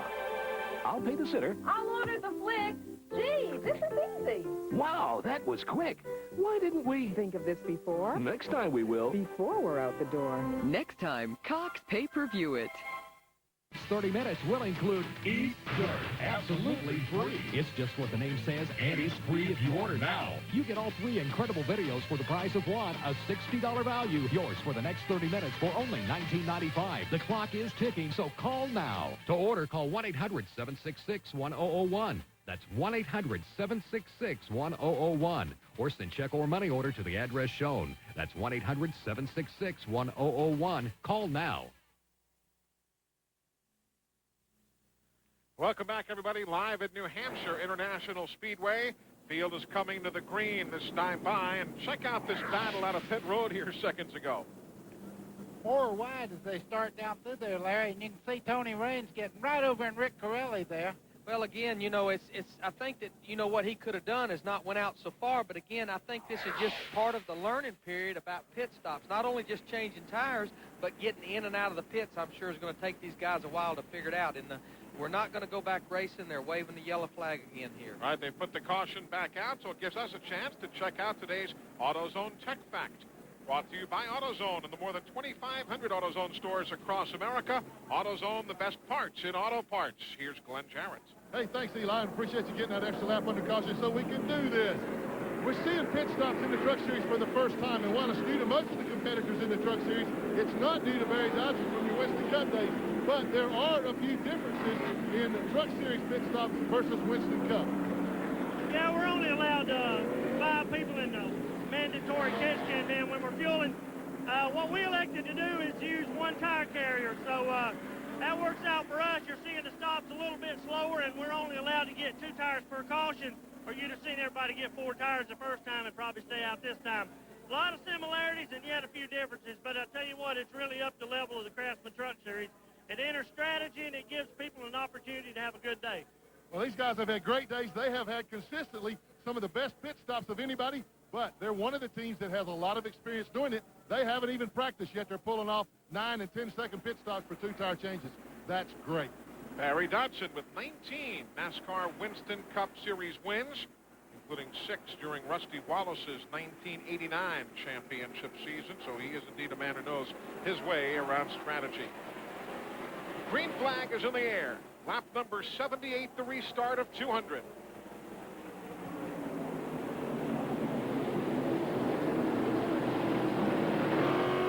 Riding with Boris said. Monty rushes to his outside. Meanwhile, up front, there's, you see the spread, 1st, 2nd, and 3rd. Hornaday to Old Biffle. Greg's right in there in that red truck. Ruttman in 3rd. If you're keeping tabs, Tim Bolton has gone to the garage. So has Tammy Jo Kirk. So 4 retirees now from today's 200-miler. I want to know something. Do y'all practice restarts with the number 3? I mean, I've never... I was just talking about Jay Sauter falling off a little bit, not looking all that great, and all of a sudden, here he is in 4th place doing a great job. What a great restart he had. Really did, you know, and that is something that we've worked on, and again, they worked on that truck and seemed like they got a little bit better here since that last pit stop. And there you see Randy Tolsma really getting high. Randy, 2 laps down, trying to make that lap up, but just don't quite have the truck here today to do it right now. You see Randy Renfro, we talked of him, and Jack Sprague, who had come in, lost 14 positions in the final calculation. We had guessed he'd probably lose 15 or so. So that's how everybody is running right now after the most recent pit stops. Here comes Mike Wallace looking on the inside of Jay Sauter, but down the far end of the straightaway, Jay Sauter's got a good truck. It really accelerates well. Right here, Mike Wallace is quicker, though, getting up out of the corner. Obviously, having gotten that truck dialed back in after being loose in the early going. You know, sometimes what you got to be careful, and that's what these guys had to experience a while ago, is sometimes changing just right side tires will actually even make the truck looser, especially for several laps. And I'm sure what Jimmy Cahoot and them probably did is maybe put a little bit of air pressure in that right front tire, stiffen that right front spring rate, maybe even let a little out of the right rear. Both of those things will actually tighten these trucks up, especially changing 2 right side tires. Riding with Mike Bliss, looking back towards Kevin Harvick, and you see MCI bringing you NASCAR timing and scoring across the top of the screen. Now Boris Said being bypassed for 10th spot and 11th right there. So he'll lose a couple of positions as Rush and Sprague both go by the Federated Auto Parts truck. Yeah, he just got a little bit on the outside there, and Sprague really shot the gap there in the center part of the corner and made a great move. 60 is Andy Houston inside of Stacy Compton. That's that orange and red machine right there, middle of the screen. Compton is in that blue RC Cola entry. Little contact there as they go down the straightaway. Both these guys want the same piece of real estate right now. Andy Houston in the 60 there fighting back. He's already got a good bit of damage on the left front door of that truck. You can see right there, it's kind of caved in.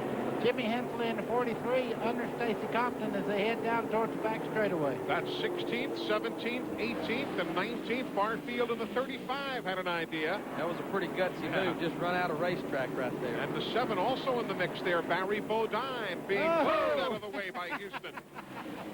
Who said racing not a contact sport? Andy Houston is definitely trying to head to the front. That first caution that come out certainly put his truck back to running when they got that spark plug wire back on. He stopped at lap 5 and again at lap number 6 and took care of that spark plug wire. Kevin Sawinski in the 31 there. You can see him getting loose as he comes off turn 2. Barry Bodine maybe in the way just a little bit now as they go 3 wide in the corner. And backing out is Sawinski, the 31. Rick Corelli was all the way down on the apron. Poor old Barry Bodine, kind of he's getting beaten around out there. Everybody's taking a shot at the number 7 truck. truck. Saying, hey guys, if I got a bullseye on this thing. Let me tell you, he's doing a great job though. I don't think he has to shave but once a month right now. He's so young and he's doing a great job there. And the only way to learn is doing just what he's doing right now. Go out there and get bumped around. Riding with Butch Miller.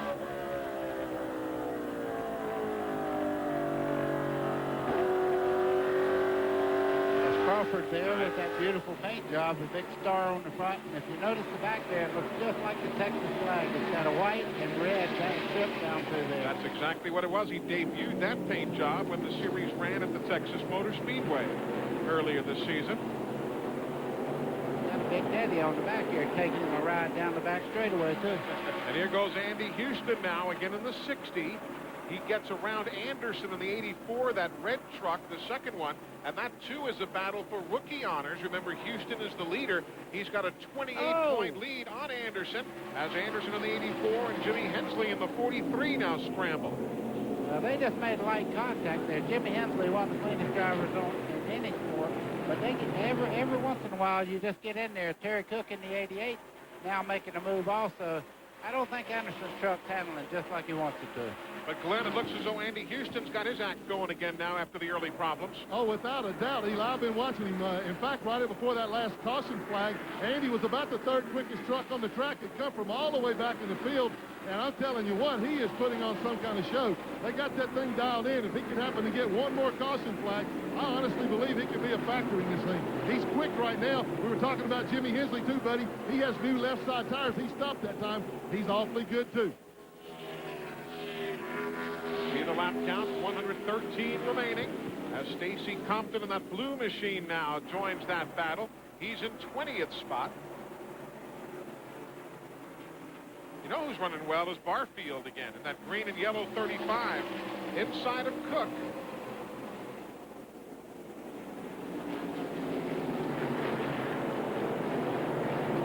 Good scramble there. Here goes Corelli right by Cook as well. Watch what happened moments ago behind Andy Houston. There's the Hensley Anderson. Look how far sideways he gets. What a great catch there. I tell you, Anderson's got a lot of his father in him. Dick Anderson is one of the best drivers I've ever watched on short track. And I tell you, the apple didn't fall far from the tree there. He was wrote lucky. The short track record books, didn't he? He was real lucky he gathered it up, not only for himself, but the 20 trucks that was right behind him. 27 trucks still on the lead lap. The spread from the leader Hornaday to 27th Barry Bodine is now 15.5 seconds. Back in a moment. People say in the town of Flatwoods, the most exciting thing to do is sit around and watch the paint dry. Especially when it's Behr Premium Plus only from the Home Depot. It's going on so smoothly. Nice color. It's 100% acrylic. It's like putting a plastic shell on your house. And since Behr has a lifetime guarantee, these people know they won't be seeing this much excitement again for quite a while. Behr Premium Plus, the premium paint with a Home Depot price. For over 60 years, Mopar Parts Division of Chrysler Corporation has been building a name for itself. The only name guaranteed to perform in Chrysler Corporation vehicles. Trent Plymouth Hemi-powered cars finish first, second, and third. On the track or on the street. Big Daddy doggone it, that's broken the 270 Always insist on Mopar Parts. Alderman and Jeffrey on finish one. Get real. Get Mopar.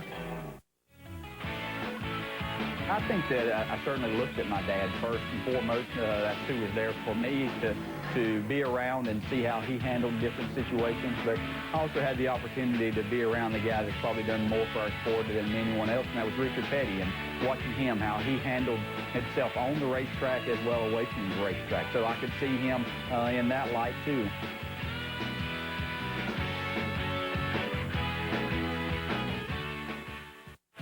I think that certainly helped me, and that showed me what a special sport we really had, because fans, even at that time, were coming around and wanted to be a part of it, and Richard always had time for them, and so did my dad. And I think the two of them have shown me exactly what it takes to be successful at this, not only on the racetrack, but away from it also.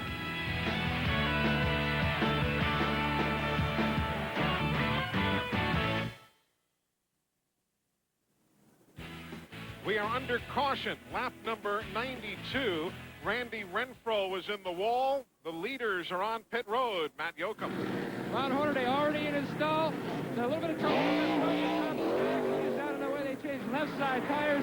James Sawyer is also down and away, as is the 75 truck. Glenn Jarrett. Oh, boy, trouble up here. Joe Ruttman in on left side tires. Mike Wallace is in for left sides also, but he got blocked in by Jack Sprague when he took off. Wallace put on right side.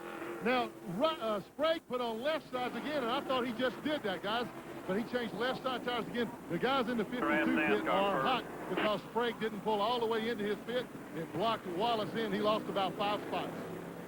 So, I'll tell you one thing. Again, pit stops somewhat new. They are certainly somewhat adventuresome in the early stage of their use here in the Craftsman Truck Series. There's Jack Sprague being shown in 12th spot at this stage. Reason we're under caution, watch Randy Renfro. Randy Renfro in the 78 there just loses control right by himself, backs into the wall hard with the left rear corner. You could see the truck come about 4 foot off the ground as he hit there. Yeah, nobody got near him or into him. I was really concerned. You know, we talked about it early. He was running second, come in and pitted and went all the way back to 27th. Sometimes that'll get you in trouble, but he got in trouble on his own right there. So we are under caution. The 5th different leader of the race now showing the way, Andy Houston. He has not made a pit stop at lap 92 when many of the other leaders did. But Glenn, let's go back to you and get another update on what happened there on pit road. Yeah, when I said that Sprague didn't pull all the way over, I didn't mean to say that he did anything wrong. He was changing left side tires, and anytime you change left sides, you don't pull as far over toward pit wall to give your crew guys plenty of room to jack the truck up. So that's the reason he didn't pull over. Meanwhile, Wallace pulled a little deeper into his pit. The combination of those two just simply blocked him in. Wasn't any wrongdoing on anybody's part, just one of those things. Kind of like when he and Hornaday get together on the racetrack, huh? Just one of those things, huh? 93 laps on the board on a magnificent day here in New Hampshire. He'll be going to green in just another lap or so. Recently, no-touch scientists discovered a revolutionary breakthrough. It cleans, it shines, it protects, but more importantly, it rocks! Deep Purple Wheel Care. Powerful purple foam that turns blue to beat dirt and grime, kicks butt on brake dust, and leaves behind nothing but shine, with a protective barrier that rocks on, bro! Deep Purple Wheel Care from No Touch. It's purple, it's blue, it's real cool. Also try No Touch Tire and Glass Care. My father was in the garage business, and his father was in the garage business. Well, my father was my mechanic all my life. I've got some old Craftsman tools that are still around, which I love and I treasure. My grandfather and also my father's tools, which nobody could ever buy. 2,200 Craftsman hand tools made in America, guaranteed forever. He really believed in Craftsman, same as I do. Craftsman makes anything possible. Meet Emily Lewis, road warrior. She never slows down, except for a pit stop. Girl. And a pit stop. And a pit stop. Fortunately, Emily's diapers are held together thanks in part to polymers made by Shell. The same stuff works to keep the diapers of millions of other kids safe and snug, while keeping millions of parents sane. Count on Shell.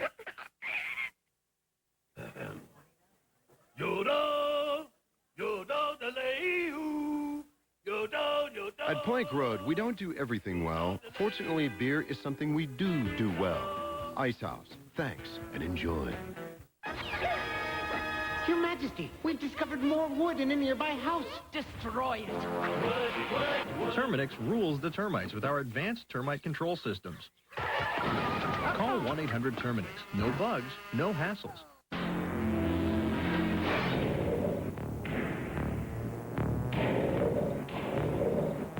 It's the most dangerous 8 seconds on television.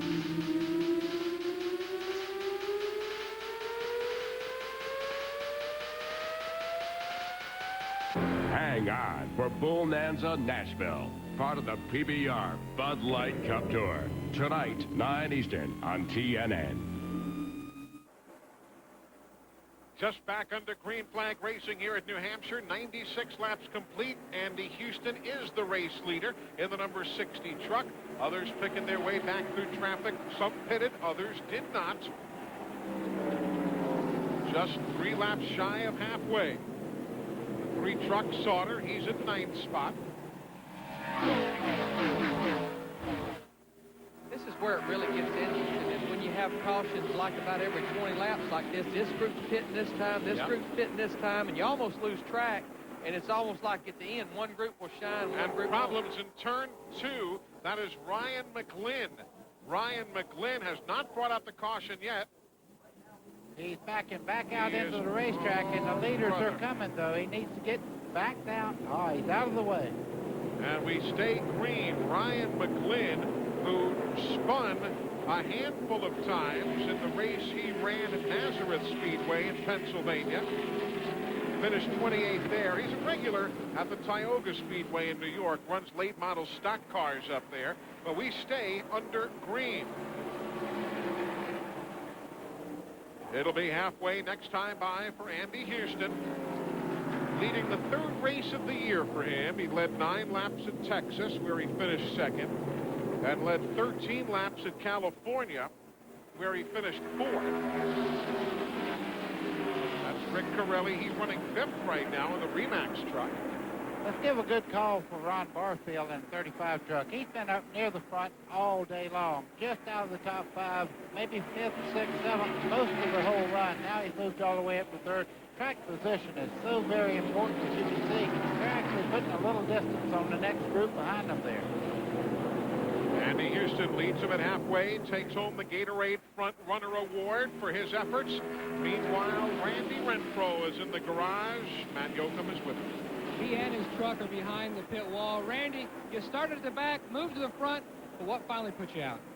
Well, on the very start of the race, we had to start in the rear. And on the very start of the race, I maxed my brake pedal, and I had a half a pedal. I didn't say anything to these guys because I didn't want to put them in a panic mode. So I drove it all day pumping the brakes, and it would take 3 pumps down the front straightaway, 3 down the back straightaway to get about that much. And when I got on the outside of one truck and back under another, I didn't get a chance to pump it but twice, so it's my fault. I got in there a little bit too hot, and I knew when I got there that if I could make that corner, I know I could win this race. I had a truck to win the race with anyway. I'd just like to say thanks to MCI and all the folks at Dodge and Chrysler. I love the Dodge trucks. I'd like to say thanks to Todd Myers and Dominic Dobson for giving me this chance. And say hi to my mom and Walton Speedway, Verena, my dad, Joey, and Kinley, and I'll pick her back home. Be home tomorrow. Tough early exit. Meanwhile, caution is on the speedway as the leaders come back to the stripe. Butch Miller's truck has stopped. The engine cut off as he crossed the start-finish line, and then he just bogged right down in the corner. He was trying to nurse it around. Almost looked like he might have been on the starter motor there, just kind of burping along, if you will. But he could make it no farther than the middle point of the back straightaway. Now, guys, this is going to be interesting, and it never fails. It comes down to this. This caution comes on 103. That's 97 laps to go. We've heard some trucks talk. We can go 95. We can go 96 laps on fuel. I got to believe we're going to see some of those trucks on pit road getting fuel. hoping they get enough cautions that they can conserve and make it to the end, buddy. Now, Larry, what do? You stay out there and go a couple extra laps and then come in, or do you come in and keep that good track position? I think, again, if I had a truck that could run 95 laps, we're fixing to show 96 to go. Cautions, obviously, it's about a 2-to-1 ratio. 2 caution laps equal 1 green lap. So I got to believe I'm on pit road now, get that track position. Well, Houston, you saw, tried to fake a few folks out. He does not pit, but Stacy Compton does. So an interesting call. We'll analyze it when we come back.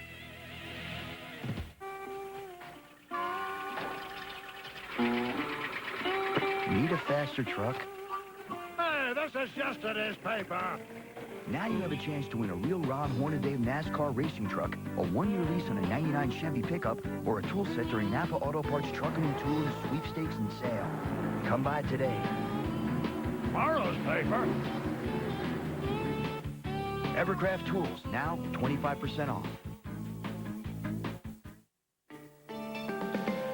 The new Dodge Durango is like no sport utility you've ever seen. Say, for instance, you live in a neighborhood with a rhino problem. In a Durango, you could outrun him with the most powerful engine offered in the class. Or you could move him with its best-in-class towing capacity. Or, if push really came to shove, Durango's superior horn would prevail. Durango, new ground for the new Dodge. CNN Motorsports live coverage of the NASCAR Craftsman Truck Series is being brought to you by Napa Auto Parts. At Napa, we keep America running. And by the new Dodge. It's about change. Welcome back to New Hampshire International Speedway. Field just now getting the 1-to-go signal. Butch Miller's truck has been pushed around to the garage area as the crew still does work on it, hoping maybe to be able to get it back in. There you see Bob Keselowski as he is back after injuries, back problems that have kept him on the shelf since Milwaukee. He is the subject of our Dodge Innovation in Motion.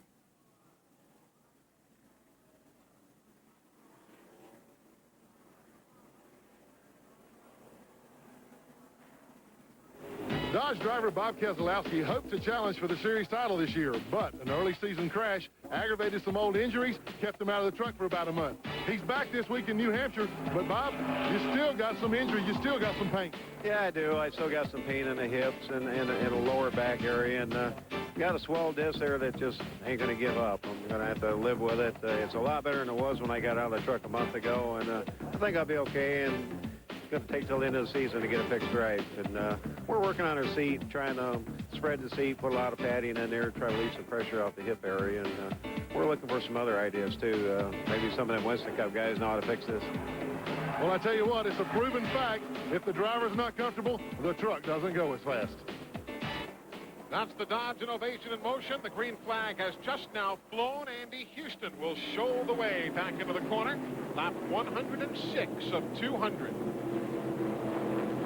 Remember, too, that of those battling for the lead, only a couple have elected to make a pit stop at this stage of the day, which would be their last stop should this race remain under green. Compton is one of those. Barry Bodine came in. He made a stop moments ago. Back in the pack here, these guys are threading their way back after a pit stop. You see Joe Ruttman there in the 99 truck, Ron Hornaday in the 16. Right now, you have to use a lot of patience coming back up through the crowd. You can get a little antsy. You can be right up in that wall where you see all them black marks down through there. That's 7th and 8th you were talking about there moments ago. Ruttman and Hornaday. If you're just tuning in, Tony Roper's in the garage, an early accident. Mike Uinitsko with engine problems. Rear end gear problems for Tammy Jo Kirk, sent her to the garage. I will not pass him. Jim Set him Bolton. up. I will not pass him. Randy Renfro and Butch Miller also out as we eavesdrop on Ron Hornaday's radio communication. Hornaday running in 8th, right there. Behind Ruttman in 7th and ahead of Greg Biffle in that red and silver truck.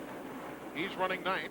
Now, before this stop, that's how they were running first, second, third there. Joe Ruttman was the leader. The trucks that are leading right now did not make a stop. So they're kind of rolling the dice right now. Whoa, Hensley, hold on, Jimmy. Oh, he went up to no man's land and made it back. He was getting passed by 2 trucks. The third one got into him and got him real loose. He was real lucky to hang on to that truck. There you see Mike Bliss getting under him. Jack Sprague, Mike Wallace, Jay Salt on his rear bumper. He's got a hornet's nest right there. Yeah, it's not going to improve either, him on the outside there. That'll move Hensley back to 15. I'd like to see that again. I tell you what, that was pretty intense as they got down in the corner there. Listening to Mike Bliss's radio. Jimmy just can't get his truck down. He just keeps getting past there. You see Mike Wallace working to the inside. Jay Sauter right behind there. Off into turn 3, makes the pass. Take a look at it again, buddy. You wanted to see it. Here it is. Okay, Jimmy Hensley in the 43 there. Going down into the corner, you see Crawford in the 14 right there. They make contact. Jimmy Hensley used all his many years of experience right there, getting that truck back and continuing on. Glenn, I don't know if you can see the picture, but for all intents and purposes, Jimmy should have bought the wall right there. Oh, yeah, Eli, I had him sideways way more than that a lot of times when he pulled out of it when we raced. But the reason that Jimmy's having trouble right now, the truck is extremely loose on this set of tires. He just simply has to chase it up the racetrack. He can't turn it without the back end turning sideways on it. Meanwhile, the lead is tightening up. Ron Barfield, the young driver from Florence, South Carolina in the 35. Andy Houston in the 60 from Hickory, North Carolina. 2 of the young lions in this business. You know, that 35 of Barfield, it had grass on it down on the low side. The Ortho is the sponsor on that truck. They've cut the grass. He really beat Houston back to the throttle. There you see him off turn 4 down the front straightaway. Door handle to door handle as they go off to turn 1. And Barfield is the leader. Remember, he finished 5th in Homestead. That was the best performance he's had in the Craftsman Truck Series, which you saw here on TNN Motorsports. 3 races he has led already this year and takes over the top spot now. Ron Barfield. This will actually be the 4th race of the season that he's led. He had led 3 coming in. Anybody that ever watched him in the All-Pro division knows that he is certainly a winner, and I think he has a great future. Bill Elliott at one time had him running for him in the Truck Series. So I tell you, I think Barfield has a great driving experience ahead of him in the years to come. Yeah, when Bill Elliott spotted him as a protege, he doesn't make many mistakes either. A lot of guys know his worth. He's done some driving for Ricky Craven. And Matty's 12th in points, so I guess we shouldn't be surprised about his run to the front. Another reason why he shouldn't be surprised, Eli, is his crew chief, Hal Dooley. He used to work with Jack Sprague, the 24 truck. If you recall, Sprague won the pole last year and finished 2nd, so it's no surprise he's up at the front. Hal told me his strategy for a run to the finish is to pit around lap 160. They changed their lefts, then they changed their rights, and then they're going to put rights on the final stop. I talked to Rick Redden, the crew chief, on the 60 truck for Andy Houston. He told me the truck is still perfect, but just a tick loose when he's out front. So being 2nd at this juncture will tighten the truck up. Working lap 115 of 200, Ron Barfield, another new leader here this afternoon. We're live in New Hampshire. No multi-million-dollar contracts, no victory laps, not even a winner's circle. But if you think these weekend warriors who run the SCORE Desert Championship Series take anything for granted, think again. Which is exactly why they run with the Duralast battery from AutoZone. A battery so tough, so dependable, we back it with a 2-year free replacement guarantee. The next time you hit the road, don't settle for anything less.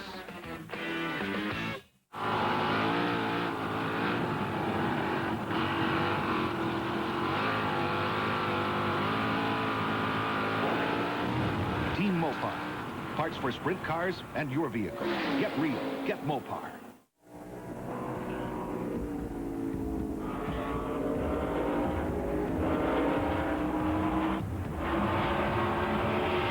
Team Mopar. Parts for NASCAR Super Truck and your vehicle. Get real. Get Mopar.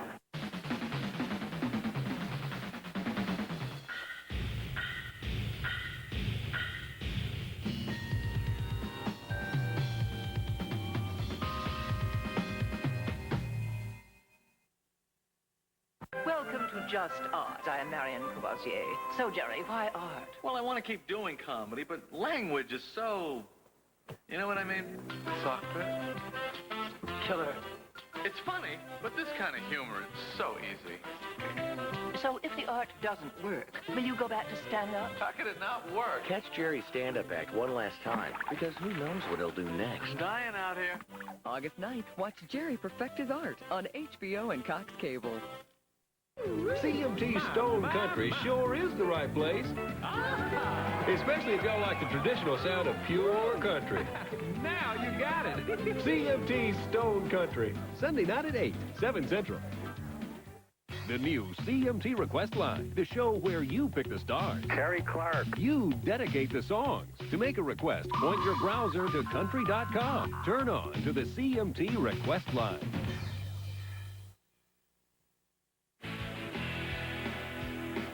Better Life, the official trailer of NASCAR, IndyCar, World of Outlaws, IRL, and a major sponsor of NHRA. Remember to call Featherlight for all your trailer needs at 800-800-1230. Radio communications are provided by Racing Radios. For all your racing communications needs as well as scanners, call on Racing Radios at 1-800-669-1522. And by LA West Luxury Vans. LA West vans are available at select Ford dealerships nationwide. Call us at 800-786-VANS. Welcome back. Ron Barfield continues to lead. That is the battle for 11th, 12th on back. Mike Bliss is at the 2. 3 is Sauter. 75 Harvick. And the 10 is Lonnie Rush. All of those trucks battling for 12th on back as we are live with you here at New Hampshire International Speedway. Middle stages of the Pennzoil VIP Discount Auto Parts 200. First of 4 races in succession for the NASCAR Craftsman Truck Series here on TNN Motorsports. Looking back at Jay Sauter, I tell you, from Bliss's truck, Jay Sauter's got his hands full right now. You can see the truck very nervous in the back end as he comes off the corner there, moving around just a little bit. Very nervous. My driver's never told me my truck is nervous. I've heard your driver say a lot of things you hadn't heard. He said, you make me nervous. We continue to ride with Mike Bliss in 11th. Across the top of the screen, the Auto Vent Shade Field Standings Update. Brought to you by Auto Vent Shade, the original vent visor, the most practical accessory for your truck. They started to still in that rear view mirror, isn't it? Well, you can see everybody moving around right now. Lonnie Rush there in the back truck there, that I guess you'd call that teal and blue right there. He's really quick, but he can't. Track position is so important here, Larry. Just you can catch these guys. There you see Kevin Harvick moving to the inside of Jay Sauter off turn 3. Don't believe he's going to make the pass. Oh, there he goes. No, Jay beats him down in the corner, and he has to fall back in line. Saved you. See, right there. I hear you. What he can't do in the 3 truck right now, Jay Sauter cannot pick the throttle up because he's fighting some kind of handling condition, and you can see Harvick all over him in the center part of the corner where you pick the throttle up. That's his Milwaukee truck and the Milwaukee power plant. Brian Refner's gone to the garage. Engine failure, the reason that he is done for the day.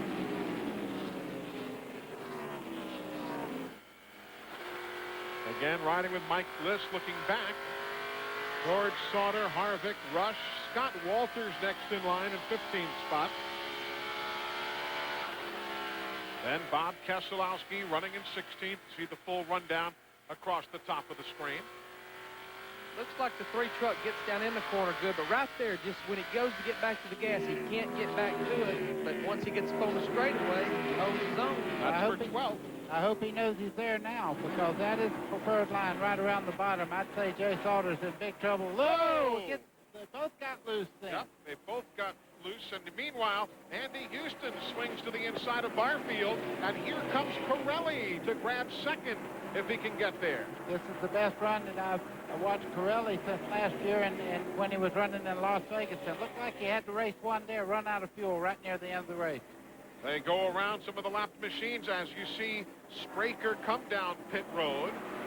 The leader is Houston. Ron Barfield got a rearview mirror full of the 19 truck there. Tony Raines now as well. Saw Tommy Houston here this week. the race leader's dad, long-time NASCAR Busch Series standout. Barfield and Raines. Here goes Harvick. He'll finally make the clean move around Sauter to grab 12th. So the 75 truck moves up to 12th. Sauter is now back to 13th.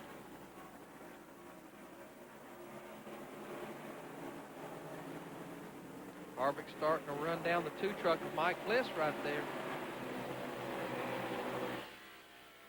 Up front, meanwhile, there you see the spread from Houston back to Corelli. Andy Houston is driving the truck he calls canned heat. I believe it's the case. It was so hot at the flat track at Homestead and at Phoenix and at Milwaukee. I'm just going to call this one canned heat. This type of racetrack has definitely seemed to suit his style. It really has a flat, long straightaways, long sweeping corners. Well, Rick Wren, ever since he started with Andy Houston, has just done a great job with the influence also of Tommy Houston, the father there. He kind of oversees everything, but Rick Wren has total control of what's done on that truck. He says it's such a pleasure to work close to home, not have to travel so far to work on trucks. He was Rick Corelli's crew chief last year. Right, Corelli from Denver, Colorado. 70 laps to go. Houston leads Corelli. The man we're riding with, Bob Keselowski, still on the lead lap in 15th.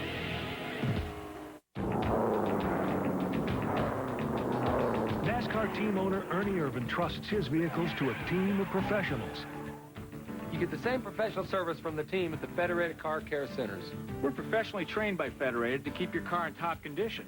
Federated Car Care professionals install top quality name brand parts you can count on. Professional technicians. And top quality parts. We're your team. The Federated Car Care team. Look for the Federated Car Care Center near you. Most gas additives don't stand up to 104 Plus Octane Boost. Octane Boost eliminates hesitation and increases horsepower on the street and off the road. 104 Plus Octane Boost kicks gas. Guaranteed. Take no prisoners. 104 Plus Octane Boost. What's wrong? Phone bill came. Dad's mad? Very mad. Feeling bad? Feeling dumb. How come? Didn't dial 10-10-321. 10-10-321? Should have dialed 10-10-321. Cheaper than AT&T? On every call in the U.S. Anything else? 50% off all calls over 20 minutes. 50%? 50%. Day or night? Night or day. What about international? Great rates. Just dial 10-10-321. Then 1 and the number as usual. No fees? No sign up. Just dial. And save. Wow, you're dumb.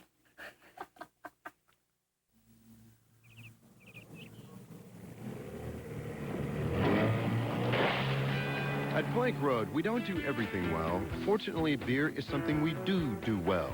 Ice House, thanks and enjoy.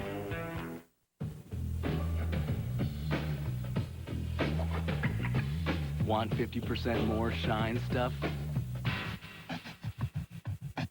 Get new Ultra Shine Protectant from Armor All. It's the ultimate shine.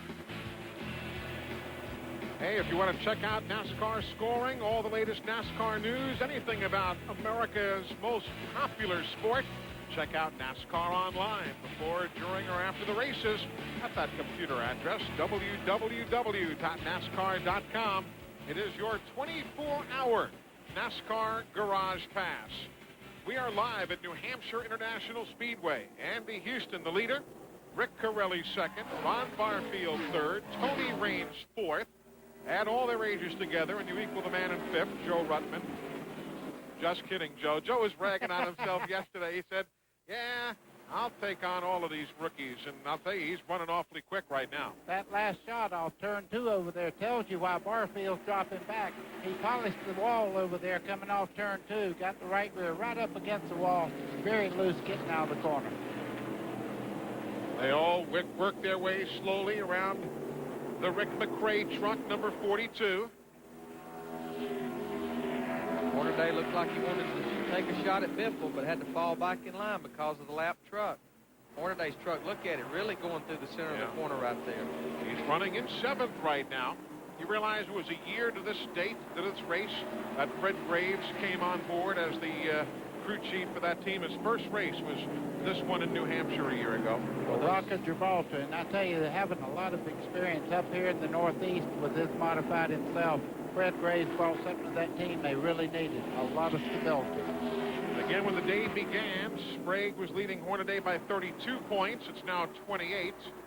Ruttman was third, 80 points down. It's now 67. By the way, Jack Sprague is running way back right now. He is in 8th, and he is 7 seconds behind 7th place. So he is just right there with Mike Wallace and Hensley and the others. Eli, good scramble there. Eli, just what we were talking about. Barfield started off the corner, couldn't get back in the throttle. Here comes Tony Raines in the 19, and just behind him, big trouble. Joe Ruttman's run this group down. And Greg Biffle there, along with Ron Hornaday. NASCAR timing and scoring presented by MCI. See exactly where your favorites are running right now. We're at lap 140 of 200. Now remember, let's not forget that you've got pit stops to factor in here yet. If we stay under green, at lap 104, Stacy Compton pitted. So did Anderson. So did Barry Bodine. Those are the 3 trucks on the lead lap to stop. Everybody else says Ruttman leaves a calling card on Barfield. Use that chrome horn. We don't have horns on it. The only way you can get somebody's attention is just give them enough touch to let them know from here. As you see him go right by, I think right now Ron Barfield realizes the best thing for him to do is get out of Dodge and let these guys have the lower part of the racetrack. And remember, too, Stacy Compton, when he made a stop, he's now worked all the way back up to 15th position. So he's running fairly well. He made that stop back in lap 104. So the storylines are unfolding, but the biggest one yet to come. Late race pit stops before it's all over here in New Hampshire. How long does it take to turn the new Dodge Durango from the sport utility with the most passenger room in its class into the one with the most cargo room? Not long enough.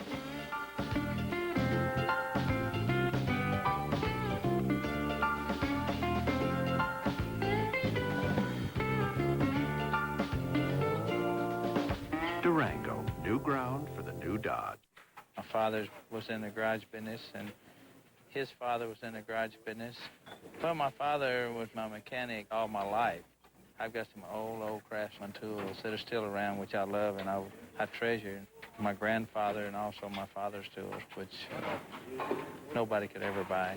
2,200 Craftsman hand tools made in America, guaranteed forever. He really believed in Craftsman, same as I do. Craftsman makes anything possible.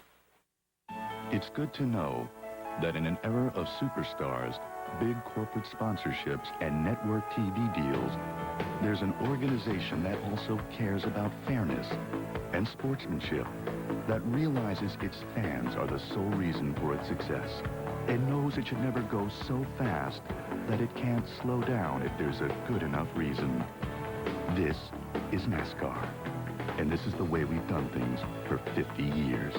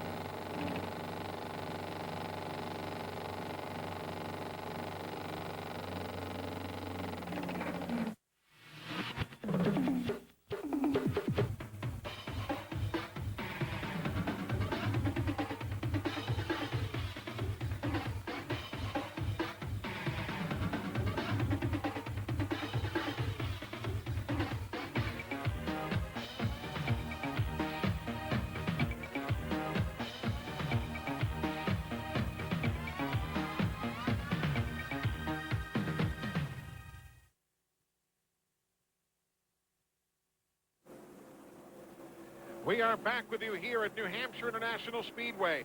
Here comes the 00 who was spun moments ago, Ryan McGlynn. We remain under green, however.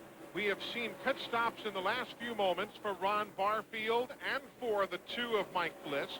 Houston is still the leader, but he hasn't had the lead all along while you were away. Corelli took the lead. Houston took it back. Now here in lap 148, they're going to try and swap it around again. Boy, these guys are going at it like it's the last lap. The white flag has not come out, but what it's done is allowed Tony Raines there in 3rd place to close right in and make this a real tight truck race. And just behind this group right here, Joe Ruttman. Yep. Remember, Corelli in the 6th truck only has 1 win in the series. Ran and won it in June in Bristol back in 1996 as Raines will force Corelli out of the way. We're seeing this a lot. It's like these trucks are getting each other bad loose up off the corner. When you get behind them there, you see Tony Raines getting by Rick Corelli, Joe Ruttman sticking his nose up there. But that's what happened a while ago when we had a double lead swap. Corelli got Andy Houston's truck loose, got by him, and then Andy's truck, I guess, drove pretty good, and he got back by him. You know, one thing we have to remember is the first 3 trucks right there, they're on very, very old tires right now. Joe Ruttman, on the other hand, in 4th there, has fresher tires, and you can tell it in the corner. He runs almost a half a truck lower through the center part of the corner, and the truck's there on old tires. 50 laps to go.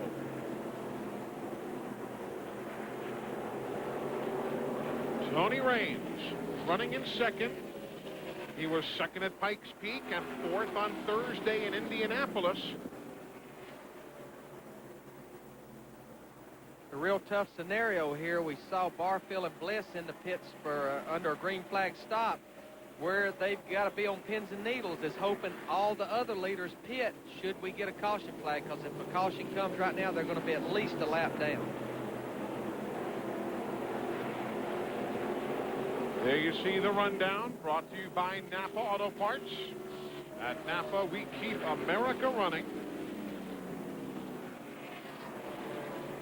Eli, we're getting into some lap traffic right now. One thing Andy Houston does not have is a lot of experience leading on this racetrack. And as I speak, Rick Corelli's headed down pit road. So the High Plains Drifter is going to come on in while we stay out on the racetrack. But here comes Corelli. Lap 152. He'll make his stop. Let's go to Matt Yoakum. George Church and Company going over the wall. This is going to be some pit strategy. They're just going to do a gas and go. They're holding him now. He's down and away. I don't think they got enough fuel in. One of the crew members was trying to get him to stop. It looked that way, too. It was not well executed. Here come the leaders.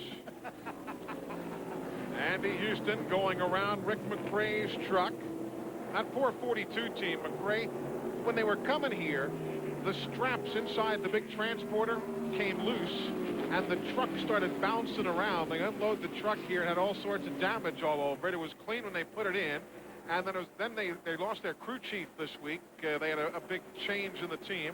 He shows up. He said, they got no crew chief, and I load a nice-looking truck in, and it gets here, and all of a sudden it's all beaten up. Eli, that happened to me one time going to Daytona with one of my cars, and I went in my truck to get a car out, and I said, they must have changed cars on the way down here. This thing's been turned over. Riding with Boris Said now as he gets bypassed by Butch Miller. Miller is back. He is 41 laps down, but Butch is back on the racetrack. Here goes Hornaday. He's in 5th, working by Boris Said. Saw Hornaday, I believe, put his hand up. Evidently, Boris motioned him where he wanted him to go by, and Hornaday like give him a thank you. I appreciate you not running me right here. Yeah, that happens. Yeah, it's and a give and take. Position either. It's a give and take sport. You can see Boris Said right now having all kinds of handling problems keeping the truck down there. He's 1 lap down right now, but he's having a problem with handling right now. So why hold up a guy who's got a chance to maybe win the race? Meanwhile, there's Andy Houston continuing to show the lead. Corelli ahead of him has made a pit stop. Rick Crawford is in now, making his stop at lap 156. We'll keep a track of all of those. Barry Bodine now going a lap down. There you see Crawford. And he's going to get right side rubber and fuel. There goes 17th place runner, the number 7 truck, Barry Bodine, going a lap down. He's had a good run here today. Andy Houston's showing a lot of maturity, even though he's a very young driver there, going through lap traffic. They're really doing a nice job today.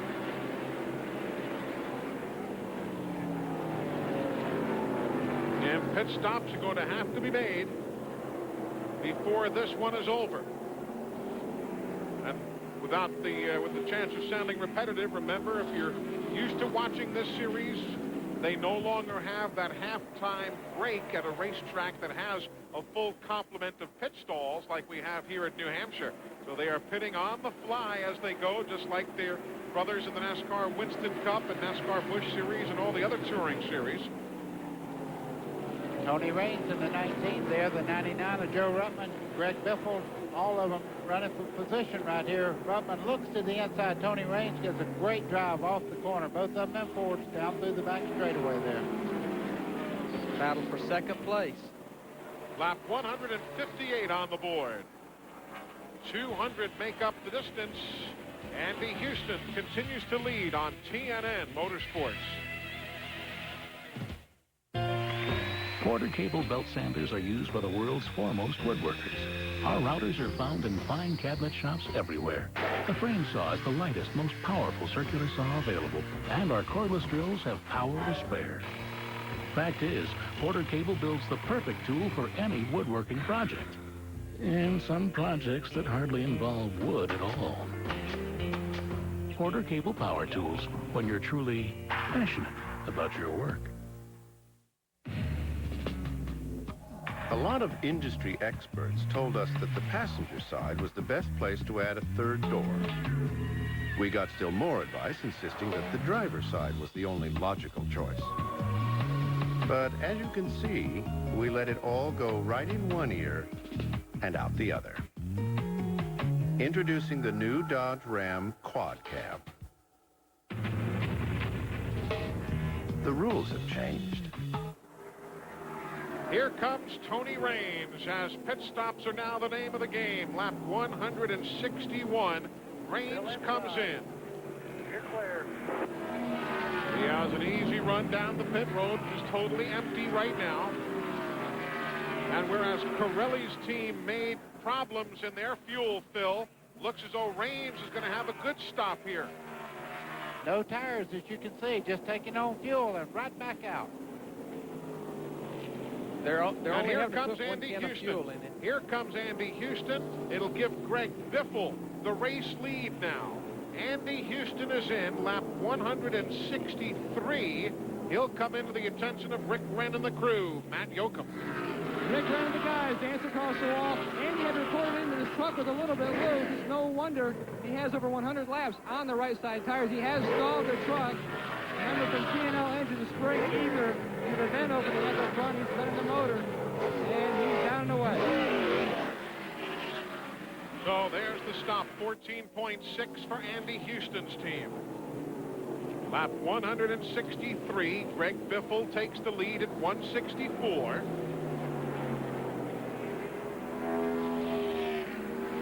Biffle battling for Rookie of the Year honors. Finished 4th at Milwaukee. Other teams stopping now.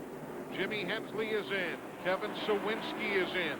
There's the Kings driver. Scott Walters is in. Lap 164.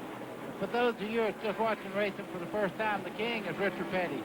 That's who Indeed so. owns this team. Most of these teams taking right side tires, and I got to believe that that's the right thing to do with 35, 40 laps to go. That's asking a lot, taking fuel only for those tires to go that amount of distance. I almost believe with that many laps to go, you're going to be in there about 7, 8, 9 seconds getting fuel only. Maybe spend that extra 2 or 3 seconds getting those fresh right side tires. I believe that will prevail if this thing should stay green. Watch what happened to Andy Houston when he came down pit road a little while ago. Watch this little slide here. Wait, he's on the brakes hard right there, trying to get the truck slow enough to come down pit road. 45 miles an hour pit road speed here in New Hampshire. But he's doing what he's supposed to do. He's not giving up any speed at all. He got to the entrance of pit road. That's important under green flag stops. He's running in 16th now. The leader is the 50 truck, Greg Biffle. He has 3 top 5s, 5 top 10 finishes this year. This is the 5th race he has led in 1998. See Rick Corelli getting really loose right there. Again, took that fuel only, and he's got his hands full right now. He's fixing to go a lap down should Biffle get by him. Right now, he's at the tail end of the lead lap. And again, it sounds, Glenn, from what we were able to tell, that Corelli just did not get enough fuel in his truck. Oh, no, I agree, Matt. Matt assured us that they did not. But, you know, Larry, when you talk about that fuel-only stop, the guy we got to gauge it by is Tony Raines, number 9. We got a truck in the wall down there, number 42, but he keeps going, so no caution. But we got to look at Tony Raines. Now, he was running like second when he pitted and took on fuel only. Andy Houston was running first when he pitted and took on tires and fuel. Look at the difference between where Raines is on the racetrack and where Houston is on the racetrack. Those are the two guys we got to gauge it by. Right now, Tony Raines has a full straightaway lead over Andy Houston. If he don't get a caution, I don't know if he's going to have enough time to catch him. That's a good point. You know, again, it's going to be a lot how they catch lap traffic. You know, lap traffic can knock 3/4 of a second out of you. So, I mean, you're right. We're sitting here with 32 laps to go. There may not be enough laps to catch that truck that just took fuel only. Riding with Butch Miller now. Again, he's some 41 laps down, as you see in 30th. Right behind Corelli, who's just gone a lap down to Biffle. Yeah, but look at Hornaday. He's off the pace just a little bit. You could see Corelli really close in on Hornaday. He's having a little bit of problem right now with the back of the truck. Bob Keselowski makes his pit stop now for fuel.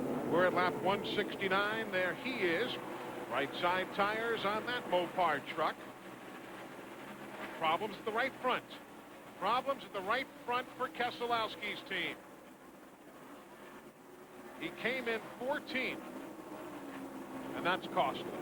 Eli, when you don't do pit stops like these guys, I mean, this is only the second race or third race that they've had where they really have pit stops. You're going to see little problems like that.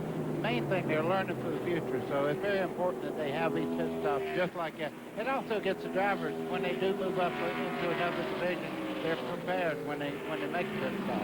Well, you know, we've talked about it so much. This series is preparing drivers possibly for Winston Cup. With them changing the format, these guys having to change tires and jackmen, it's preparing crew members for the future of Winston Cup as well. Everybody waiting and watching as the time winds down. Hornaday is running in 3rd right now. The two trucks just ahead of him, Biffle and Ruttman, there they are, 1st and 2nd. And here comes Jack Sprague. Jack is in lap 171. He'll be coming in for at least fuel, running in 8th place.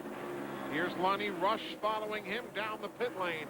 He's in for service as well. Glenn Jarrett. Jack Sprague brings the GMAC Chevy in, Eli. It will be a right side tire change also. Plus, they're going to make an adjustment to the truck, I believe. Jack's been complaining about the truck. Very, very tight. Yeah, there they go right now, making a wedge adjustment on the truck. Taking some bite out of the thing. Right side still up, and they're down and away, so he's good to go for the rest of the way. Well executed pit stop right there for Jack Sprague. And he got the word the leader is coming off of turn number 4. There he is, the leader, Greg Biffle.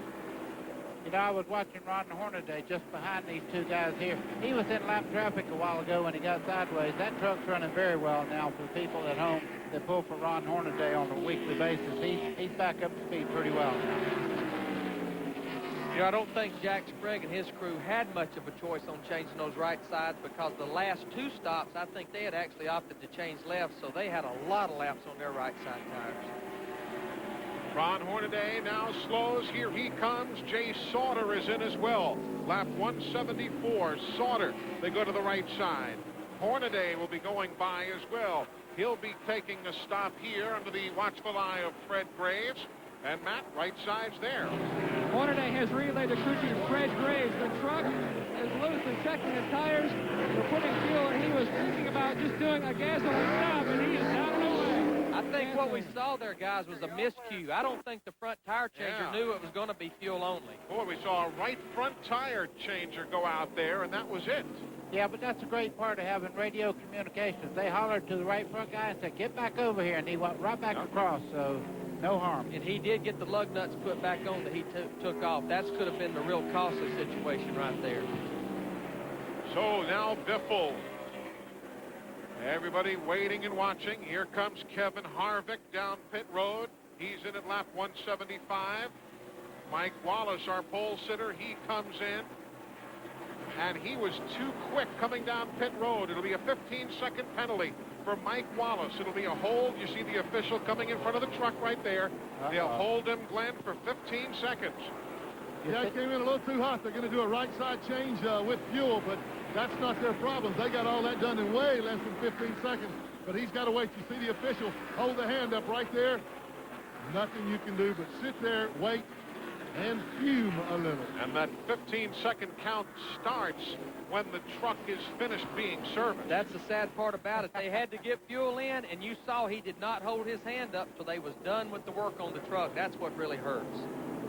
Heartbreak right there for Mike Wallace, too fast coming down pit road. Greg Biffle still showing the way.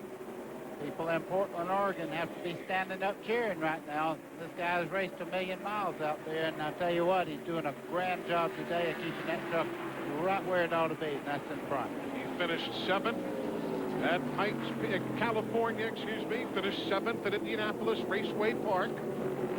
So that rookie team has really been coming on. Rookie driver, Greg Biffle. We're at lap 178. He and Ruttman, and now Stacy Compton is up to 3rd. Remember, Stacy pitted early at lap 104, and here comes Biffle. He and Terry Cook are both coming down pit road, and so is Joe Ruttman. Joe Ruttman comes in as well.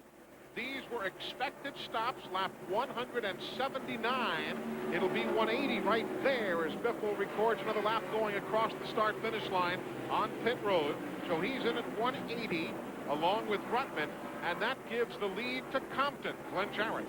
And they were motioning for Greg Biffle to pull way over to give Ruttman plenty of room. It will be fuel only for both teams. Ruttman is already away. Ruttman stalls the truck. Now Biffle is down. Ruttman still has not refired the truck.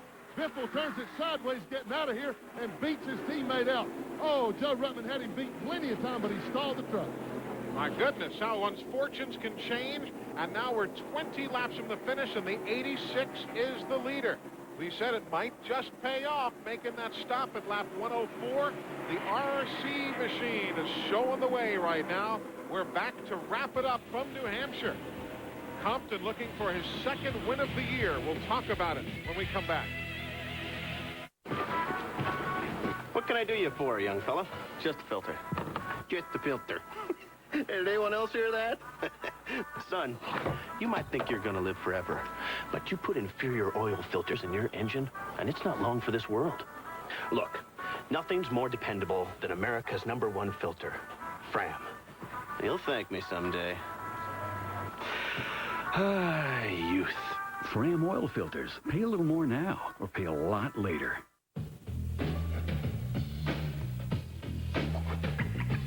Want 50% more shine stuff? Get new Ultra Shine Protectant from Armor All. It's the ultimate shine.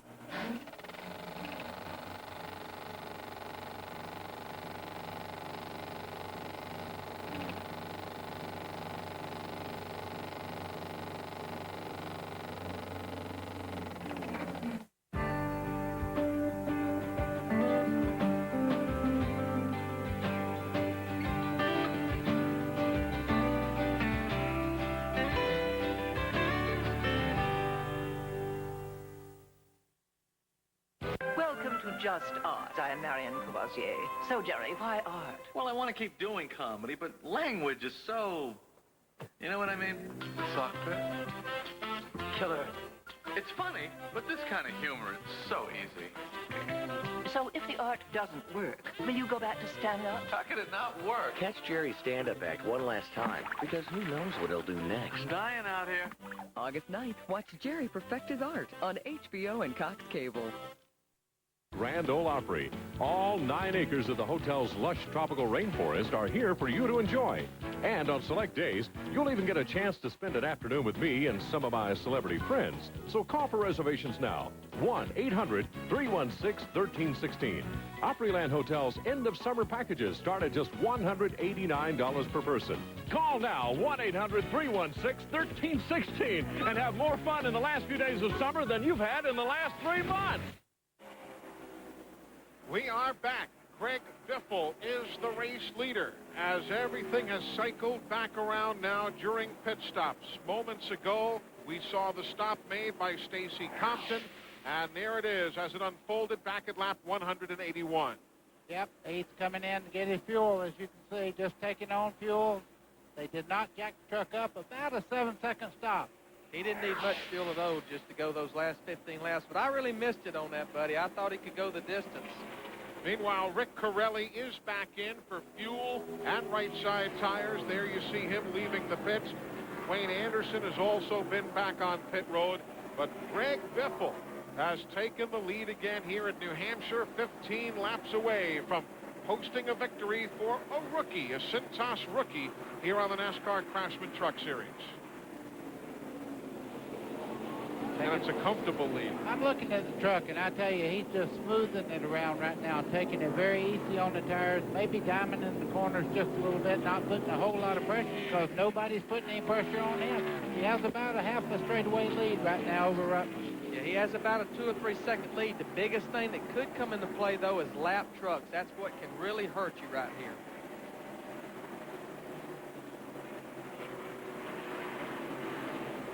Interesting track back there. That, of course, would change here today with Biffle picking up a victory should he hang on to do so.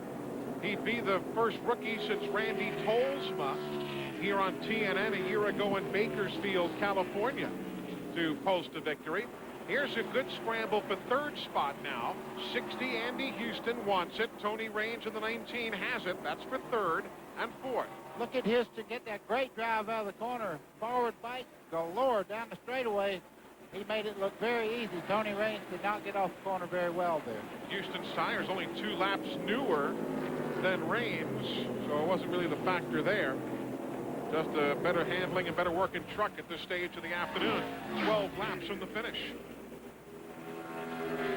You know, guys, I think with 12 laps to go, I think we got to mention this, you know, and I'm sure this was the whole goal about changing the format of truck racing. I mean, this has made a total different race out of this. Otherwise, we'd have seen a halftime break, everybody come in, make adjustments, change tires, run 100 more. But it's like pit strategy, tire strategy, fuel strategy. It's made a great race really out of it. And they had 17 lead changes at Pikes Peak. They had 11 at Indianapolis Raceway Park, which again is probably traceable to the pit stops. We've had 14 lead changes among 8 different drivers here today. Clear all around. That's the spotter for Mike Bliss telling him he's clear all around. Tony Raines has lost the handle just a little bit here in the later stages of this race. That's he in the black and yellow truck there, number 19. Bliss running in 16th spot. Butch Miller's day is done. Fuel pump. You heard Barry Dotson talking to Eddie Thrapp from the pits up to the spotter stand. There's Ron Hornaday. He's running in 6th right now.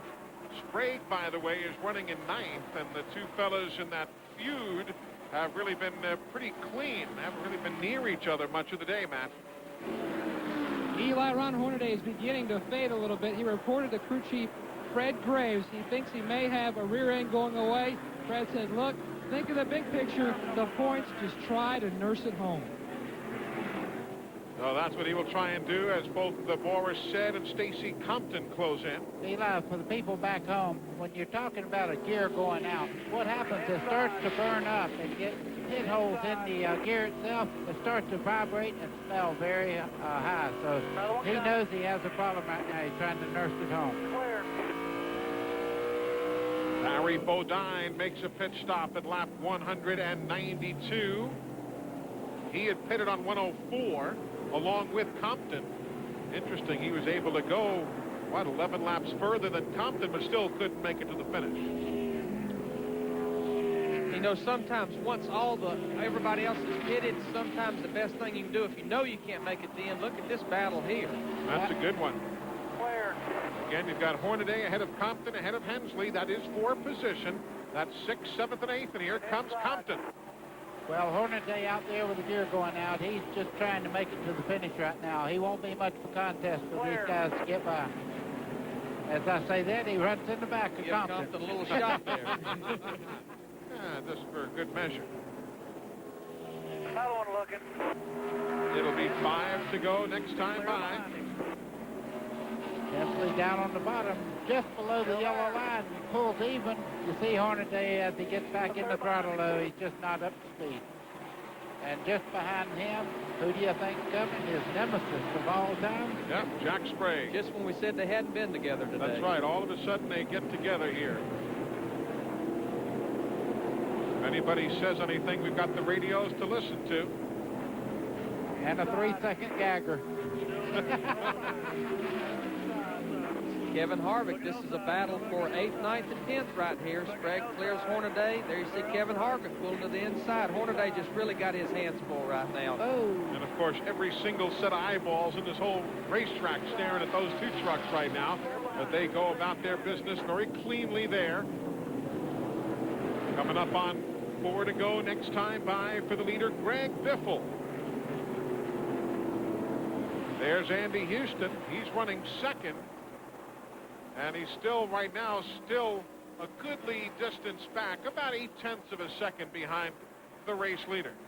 There you see the spread. Jack Roush has great race cars and wants the Cup. He's got great trucks in this race here today. 1st and 3rd right now.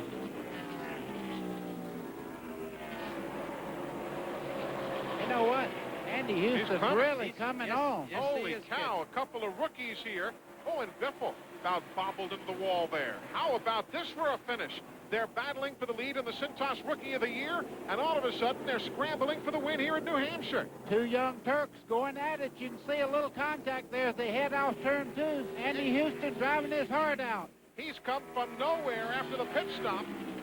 It'll be 2 to go when they get back. Right. Can he try him to the outside? That's no. Hero material when you dive out. Now he's under him. They make a little contact. Biffle fights back coming off turn 4. What a great finish we've got going. Biffle and Houston, 2 laps to go. I think Andy Houston caught us all by surprise. Yeah. He kind of showed up out of nowhere. He made that hard run right now. He's cooled his tires. So do you think he has enough? I don't know. That last little episode in turn 4, he lost a lot of ground there, but he's got about a lap and a half to try to get it back. As they come back off of turn 3 and 4 this time, we'll get a white flag. It's down to a half a truck length as they head down off turn 4, Eli. Houston's tires are 17 laps. Oh, Biffle's hit in the wall. Biffle is in the wall. White flag. Whoever gets around is going to win it. Biffle ahead of Houston. This is for the win. Here in comes turn 1. Here comes Houston. They make contact coming off turn 2. They pull even. Rutland is running 3rd. Remember, if these two guys crash each Look other out, out, they just beating and banging all the way down the back straightaway into turn 3. Biffle has the advantage there. Get the photo finish. Oh, Biffle he gets gets him busted loose. out of the way. Houston takes the low side. Andy Houston is going to grab a win here. Andy Houston What wins a lap. in New Hampshire. Oh, my. Rick ran Tommy Houston, the whole crew. He started 8th and picks up his first win in the NASCAR Craftsman Truck Series. Dale Earnhardt Jr. won his first race just exactly like that in Texas. Andy Houston drove his heart out today. Congratulations. Look at these guys. Are they not happy? Look at them. Glenn, how about that? Oh, man, well, this is totally unbelievable. We're getting showered with everything down here. Rick Wren, what an unbelievable comeback. Hey, I'm going to tell you what, we started off the race on a sour note. They have slug line across. Man, you just can't give up. I'll tell you what, Andy Houston can flat dig. We gave him a good race car, and he never gave up. We just kept telling him to dig and take it easy on the brakes and save fuel. What a win from the back, huh? What a win. I got a great idea. Let's go to victory lane. All right, let's go. What a finish. And spoke too. And the donut man turns a few donuts. What a finish. Plastic Coat Winning Finish Award going to that entire crew. Rick Wren and the fellas. Plastic Coat, the official spray paint of NASCAR, proud to sponsor the Winning Finish Award presented to Rick Wren today, and they will get $1,000 as the highest finishing Craftsman Truck Series team participating in the Plastic Code Award program. And don't forget, at the end of the year, the crew chief with the best average finish will win $10,000. Our congratulations to Rick Wren, Andy Houston, and that whole Addington Racing team heading to Victory Lane. He didn't know where it was. He's now trying to find Victory Lane. He has stopped here. There's Greg Biffle talking with the crew from the NASCAR Truck Network on radio, and meanwhile, Andy Houston still can't find Victory Lane. He stopped at the start-finish line. They said, tell him it's back behind the pits in the middle of the racetrack. So now he's looking for Victory Lane again. He might can't find it, but he's enjoying every minute of it right now. He led 3 times today, Andy Houston did, for 56 laps. Eli, look at that paint job. You think it's in the contact sport? There's rubber down the whole right side. The left side looks like a dog bit it in the door. I mean, Let's watch this last lap again, guys. Have we seen better finishes than this? I don't know. Coming to the white right here. That's where Biffle banged into the wall. Yeah, he takes the line away from Houston down into turn 1. Houston kind of sets him up right there. Gets a good run on the inside. Tries to close in on the 50. They pull side by side off turn 2. Just watch this. This was for the win again. It's worthy of a second look. He gets advantage back into turn 3. Houston gets into him right there. That's racing on the white flag lap right there. There's nothing wrong with that. Off turn 4 to take the win, Eli. He finished second at Texas. And Glenn Jarrett, he's one-upped himself here today. And he's crawling out of here. I'll tell you what, folks, everybody down here is going crazy. The whole family, his parents, Tommy and Martha Houston, his wife, Valerie, back here. Hey, buddy, get out here. Let me get a little hug from the wife. That's Valerie. Now, just another day at the racetrack, huh? Well, not really. We started off there, and we had a plug wire off on the start, and I'll tell you what, this Chevrolet was like a rock today. It come on up through the field, and just so many people I got to thank. Mike Adden, he gave me the opportunity to win this race. Mike, get up here, buddy. Come on. He gave me the opportunity to get in this deal, and I tell you what, he stood behind us, gave us everything we need, and just everybody that's helped us out is tremendous.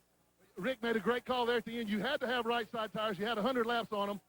But did you think that you could catch them? You were a full straightaway behind those guys. I honestly didn't think I could catch them, and I didn't think I could catch them. And when Mike Wallace passed Biffle there, I thought that was for the lead. I thought me and him were racing for second and come around, and my number was on the board. And just can't ask for a better day. Good Lord looked after us, and I got to say hey to my little boy. He's at home. Didn't make his trip, but he'll be with us next week. Hey, Andy, we got to leave you right now. Congratulations. Great job. Good work, man. Here's Matt Yoakum. Well, Greg Biffle, he can still crack a smile. Heck of a finish. A great last lap.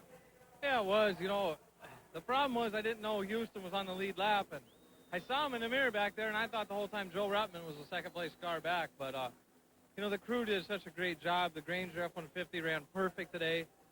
We were good in the pits, you know, and we added a spring rubber at that halfway breaker on the pit stop and didn't even lose any position. So, many guys just did an awesome job today, and I just feel good for Granger, Roush, and everybody to give us the second-place finish today. And the guys deserve it. They've been working hard. And that last lap, I tried to keep Andy Houston behind me, and he gave me a little bump down there in the corner, paid me back a little bit. But I don't know if there's contact or not. But that's racing, and I'll tell you what, if I had to do it over again, I'd do the same thing, you know. He's a good guy to race with, and I feel comfortable racing with him, and I'm just happy for him. You know, if it wasn't me, it's him. So we were first and second practice times today, or yesterday, so I thought we'd be up front at the end. Well, Greg Biffle scores a second place, his best career finish in the NASCAR Craftsman Truck Series. And he has been voted the Mopar High Performer of the event. Mopar Chrysler Corporation parts and the Chrysler Plymouth Dodge Jeep and Eagle dealers who sell and install them, honoring Greg Biffle as their Mopar High Performer of the day. But it is Andy Houston, who has won 31 times at the Hickory Speedway, has now won in New Hampshire.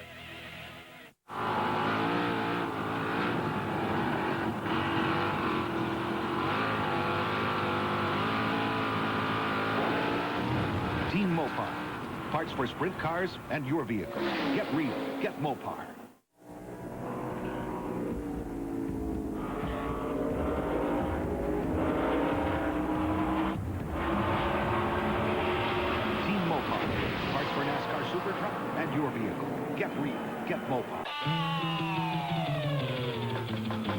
Most gas additives don't stand up to 104 Plus Octane Boost. Octane Boost eliminates hesitation and increases horsepower on the street and off the road. 104 Plus Octane Boost kicks gas. Guaranteed. Take no prisoners. 104 Plus Octane Boost. Even though Dodge Ram is the bright red gold standard of pickup trucks, we're always improving things. We've made our available Magnum V8s even more powerful. We've improved the already world-class interior. In all, we've made 130 improvements to the Ram lineup since introduction, including this one, our new flow-through ventilation system. New Ram Quad Cab. The rules have changed. Nobody tells these guys how to drive. Nobody tells them they can't race 700 horsepower trucks. And no one's gonna tell them what tubes to use. The 1998 NASCAR Craftsman Truck Series. Tough trucks, tougher drivers, the toughest tools. Craftsman makes anything possible.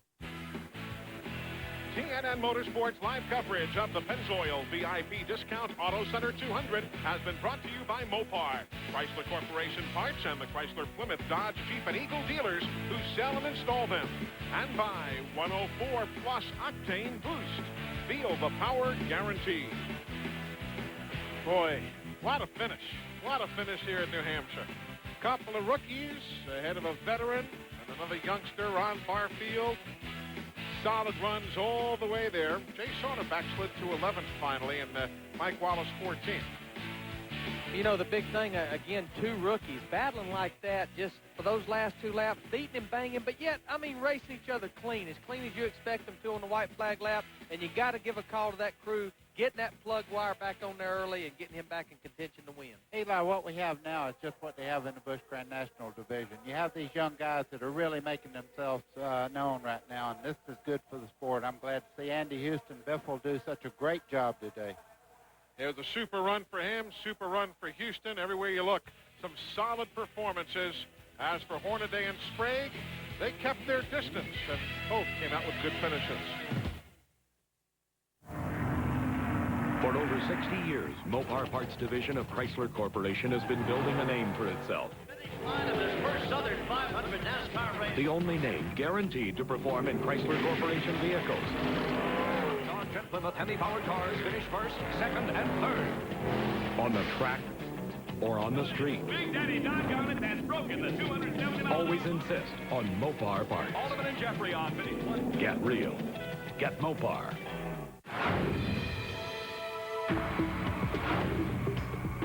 Dodge Ram gives you the most powerful overall line of pickup engines on the planet, including two gutsier V8s, the most powerful V10, and a diesel that's more muscular than ever. You'll be glad to know we also worked on this, making it easy to answer the oft-asked question, wow, what have you got under there? Dodge Ram. The rules have changed.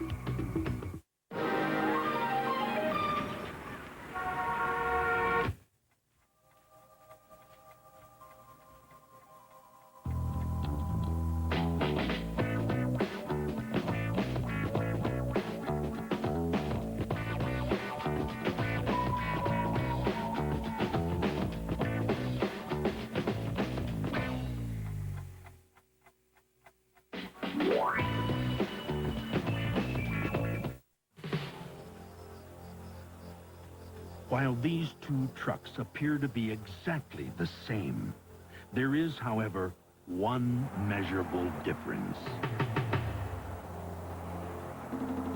The brand of brake pads. Performance friction carbon metallic. The power to stop the best. Ask for them at AutoZone. TNN Motorsports live coverage from the New Hampshire International Speedway is being brought to you by the more than 2,500 AutoZone stores across America. AutoZone, the best parts in auto parts. Welcome back, everybody, as everyone just looks on after Andy Houston came flying back to take the win over Greg Biffle in the NASCAR Craftsman Truck Series race here in New Hampshire. Now the Auto Week racing schedule. Next stop for the NASCAR Craftsman Truck Series, the Squared Racetrack in Flemington, New Jersey, then Nashville, then Heartland Park, Topeka. So we go from today's super speedway to a short couple of tracks and a road course. And, of course, later this year, you see the TNN dates as well for our coverage here on the NASCAR Craftsman Truck Series. And for information like that and a lot more, why not call 1-800-232-1522. Call them now for a 52-week subscription to Auto Week at the special TV price of just $19.95. Every week, Auto Week is the first with all the inside news of racing, personalities, driving impressions, everything. Call now for Auto Week, 1-800-232-1522. Don't delay. This offer is limited. We're coming right back with more to wrap it up from New Hampshire as the Victory Lane ceremonies continue. Andy Houston is a first-time winner. We're back in a moment.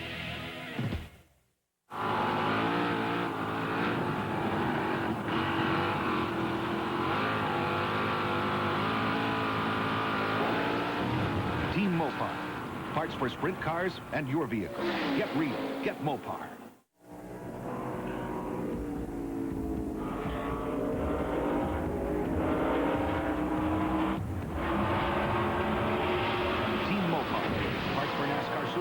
And your vehicle. Get real.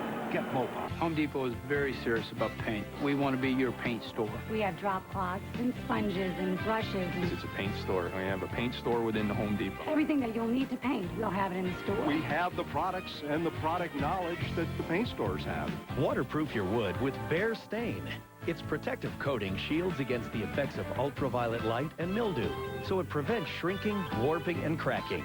You'll find Bear Stain at the guaranteed low price every day at the Home Depot. Marty's here.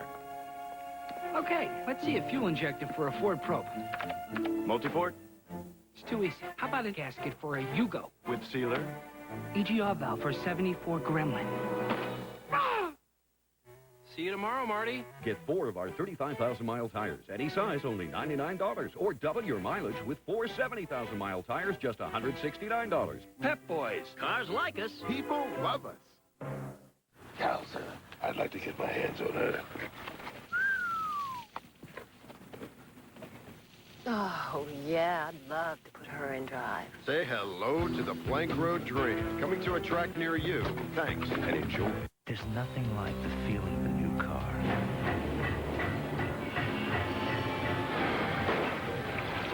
We bought 3. Armor All Protectant. It shines, it protects. It's new car juice. Get ready for racing excitement by the truckload. Whoa, they touch. Rebel. Oh.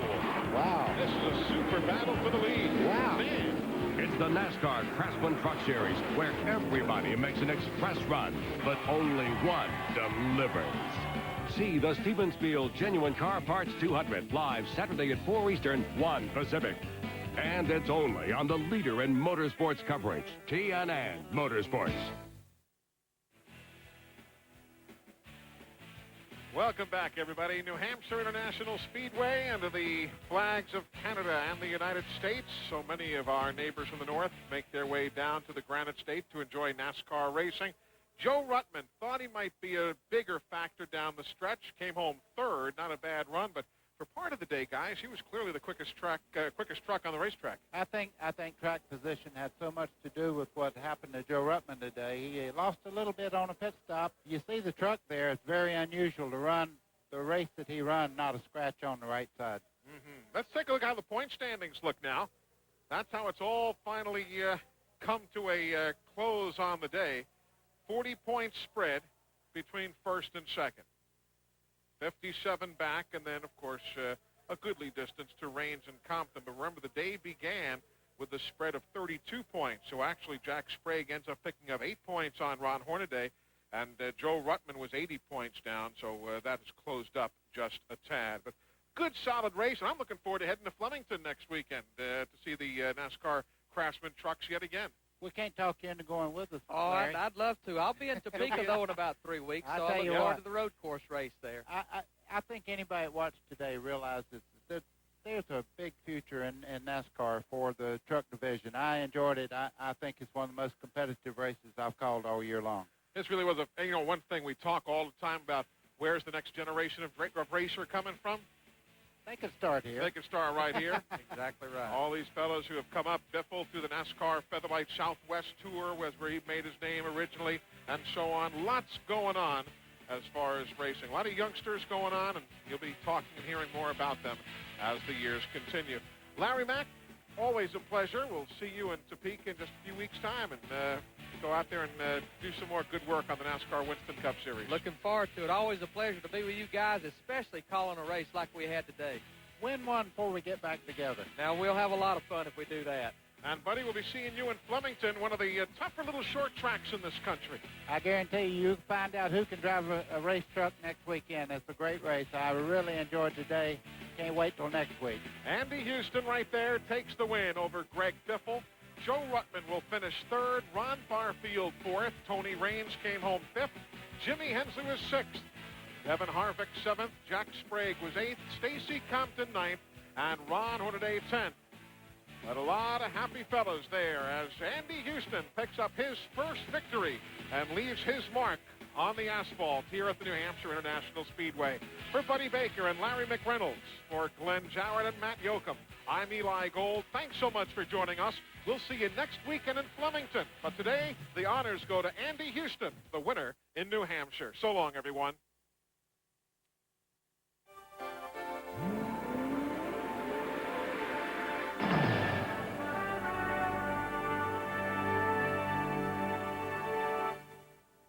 TNN, America's country home, is a service of CBS Cable. The Stevens Field Genuine Car Parts 200, Saturday on TNN.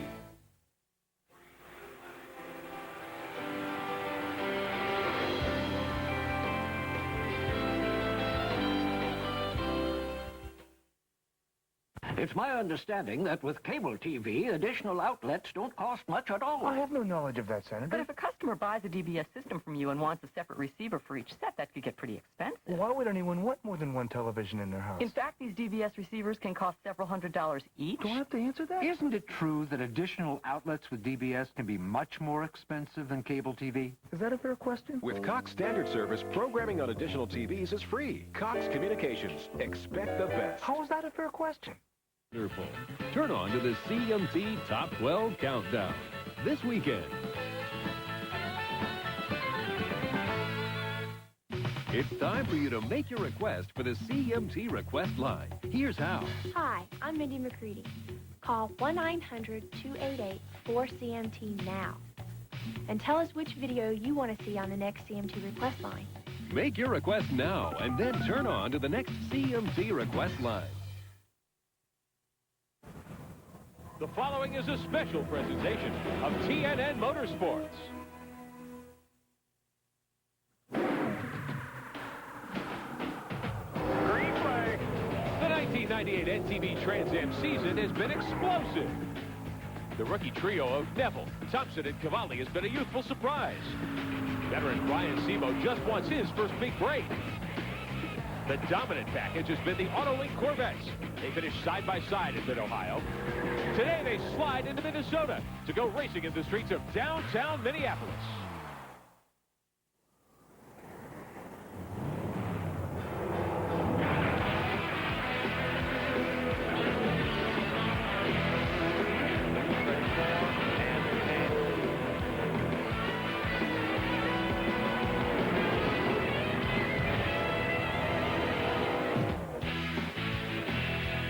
Welcome live to the streets of Minneapolis, Minnesota, the Sprint PCS Grand Prix of Minnesota, the NTV Trans Am Tour, live on TNN Motorsports.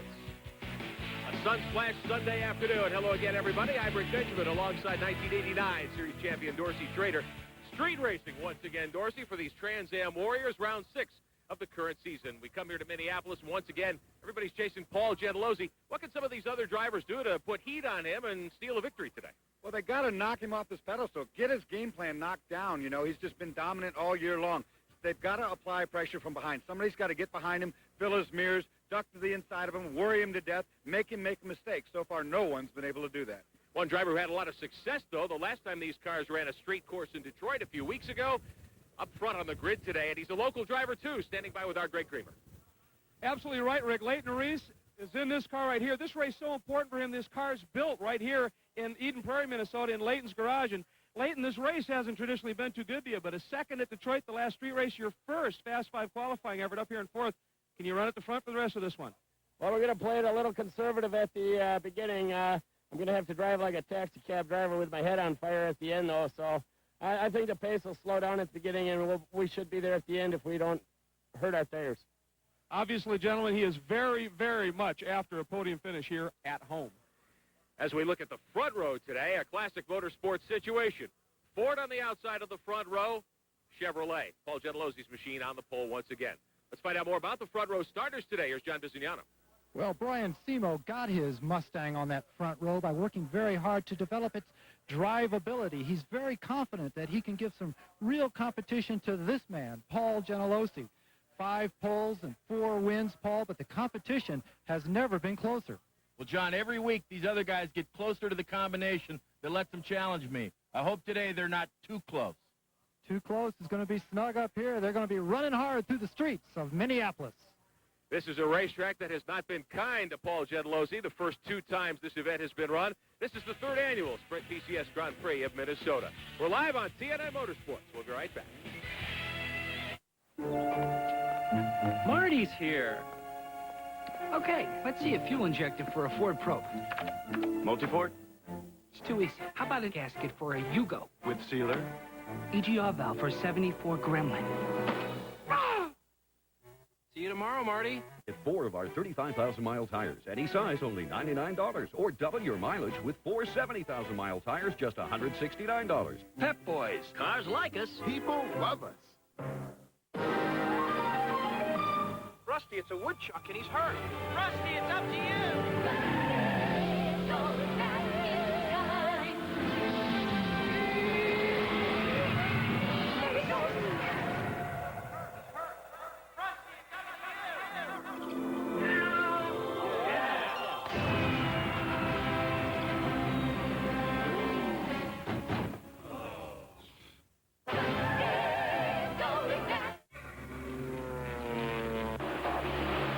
Your heart beat faster. It's taking your life in your own hands. It's the legends and the legendary. Godspeed. It's little boys who never grow up and bad boys that never give up. It gets your motor running. It's Speed Vision. To get the Speed Vision network added to your cable system, call toll-free 1-888-22-SPEED while the 98 season is just revving up.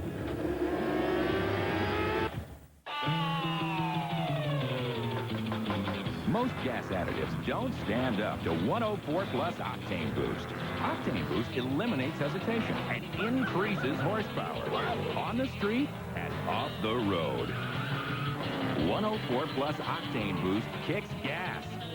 Guaranteed. Take no prisoners.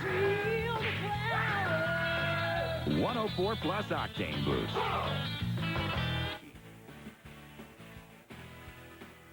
Welcome back to the streets of Minneapolis, the Sprint PCS Grand Prix of Minnesota for the NTB Trans Am Stars. Great to have you with us this afternoon. The best weather day we've had this weekend, Dorsey Schrader. We've had hot sunshine and stormy weather in the evening. It's resulted in some interesting conditions. We take a look at our track map. 13 corners around the streets here. 63 times around. Long front straightaway goes into turn 1, 2, 3. We call it the bus stop. It's a complete stop-and-go penalty. Turn 4 and 5, it's an actually acceleration ramp as you run downhill from 5 to 6 into the 6, 7, 8, 9, 10. I call it the maze. You can get lost in there. All one block squirts of acceleration with hard braking. Then downhill through 10 to pit straightaway. Past the pits, a double 12 and 13. You take it as one turn, brings you onto the front straightaway. But I tell you, we've had some trouble. Turn 1, 2, 3, the bus stop. It's been patched. It's broken up. It's been patched. Look how rough it looks right now. It's a hot day. These Trans Am cars will rip this asphalt completely off the ground, and it becomes a complete skid area through there. It looks like trouble today for the Trans Am. Well, the field is underway behind the safety car getting their first look at the track. Let's take you through the starting lineup. Our 104 Plus Octane Boost starting grid today. each of the cars will be starting up front on the pole. Paul Gentilozzi, Brian Sebo in the Mustang alongside. Second row, John Miller from Tennessee and Leighton Reese from nearby here in Minnesota in his Pontiac. Third row, Max Lagarde in the Hypermax 83. That's a Chevrolet. Randy Ruhlman from Greensboro, North Carolina in his Mustang. The fourth row, Michael Lewis from San Diego. Bill Saunders from Dallas, Texas. That's Gentilozzi's teammate in the other Autolink machine. Fifth row, Chris Neville in a local car. Jim Durhag's Chevrolet, the Arco car. And Ross Thompson in the 92. He's from the Phoenix area in a Ford. Sixth row, Bob Ruhlman changed an engine. He's run very well this year. He's from Ohio, the Senwell Chevrolet. And Lou Gelati, who won at Lime Rock, his LG Motorsports Ford. Row 7, IndyCar star Alessandro Zampedri returns to Trans Am this weekend in one of John Miller's machines, and Bruce Barkaloo in the Raceworks number 4. The eighth row from the Detroit area, and an Oldsmobile, that's Don Sack in car number 10, and Rick Lee from Reno, Nevada in the Easy Up 4. The ninth row, Don Maluzio in car number 31 from York, Pennsylvania. Brian DeVries, he is from East Grand Rapids, Michigan in car number 5. 10th row, Peter Shea, the Entrepreneur Magazine Ford. And David Cease is the 13 from Charlestown, Massachusetts, the American Cancer Society Olds. The 11th row, Rick Dittman in the 24 from Prairie View, Illinois. And Frank Ciappatini in the 47 is from Morristown, New Jersey. That is a Camaro. The 12th row, Simon Gregg from Jacksonville, Florida, familiar number 59, one of the LG Motorsports Fords. And Bruce Cavalli starting way back from San Francisco in the Huffaker Cavalli 44. That's a Mustang. Row 13, Coach Andrew from Farmersburg, Indiana, one of the 2 Pontiac Grand Prix in the field. And the 14 of Greg Harrison from Greensboro, North Carolina. Row 14, GT Pavis from Murfreesboro, Tennessee. That is a Camaro. The 26, Craig Schaefer from Somerset, Pennsylvania in the Schaefer Racing Chevrolet. And Paul Alderman from Newcastle, Delaware. Shotgun on the field in car number 68. 29 cars ready to go. Some action on pit road. Greg Kramer. Big surprise starting early as Leighton Reese is ducked into the pits, and his crew chief was working down inside the cockpit, and he was about to put the window net up. Now he dropped it again. They're still talking and trying to solve some problem. Don't know specifically what it is, but boy, after a top 5, actually a 4-spot qualifying effort, this is killing him. He's got to go to the back of the pack. Wow, tough break indeed for Leighton Reese. And we saw one of the John Miller machines on pit road as well. We've got some in-car views for you this Sunday afternoon. Peter Shea in the Entrepreneur Magazine Ford. He starts 19th. He'll be taking us along for a ride. Look at the balloon display here. They go all out in Minneapolis for this children's cancer benefit event. All the profits go to the Children's Cancer Fund here in Minneapolis. It's a wonderful charity. Chris Neville starts 9th today in the Arco Petroleum Chevrolet. We'll be riding with Neville. And up front on the outside of the front row, Brian Simo in the Valvoline Ford Mustang, one of the Bruce Barkaloo Raceworks cars. Brian starts second. Dorsey Schrader, he's got his hands full today, but this may be one of the things, one of the drivers we look to for some competition. Also, John Miller will give us onboard views today, and he starts third right behind that lead row. Well, these tight street tracks like this tend to really bunch up the field. Although Paul Gentilozzi's been able to run away with most of these races, I really don't foresee him doing that today. There just isn't enough run room between these walls to get a big run going. Another guy who had trouble was poor old Bob Ruhlman, who qualified 6th just out of the Fast 5, had to change a motor, so they've now demoted him to 11th. That's a Trans Am rule to get you just out of the top 10. John Miller lines up third. John Bizignano, what's his situation today? Well, his situation is going to be to try and keep down the emotion. He's second in this championship. He wants to stay off the walls. If he can stay out of trouble, he knows he'll be on the podium. But we have more trouble, and Greg Kramer's looking at it right now. Oh, Leighton's problem is terrible. It's an ignition-related problem. You can hear the engine. There is a serious miss in it. When he actually puts load on the engine by putting it in gear, it just stumbles and dies. They're going to have to get after the ignition. This is terrible. Heels heading through the final turn. We'll get him back upstairs for the start. Leighton Reese, who was scheduled to line up 4th today nearby Minnetonka, Minnesota in the Phillips 66 Pontiac. Sounded like he shut it off, Dorsey Schrader. Ready to get a green flag in Minneapolis. We're glad you're with us. Look at Simo and Gentilozzi leaning on each other.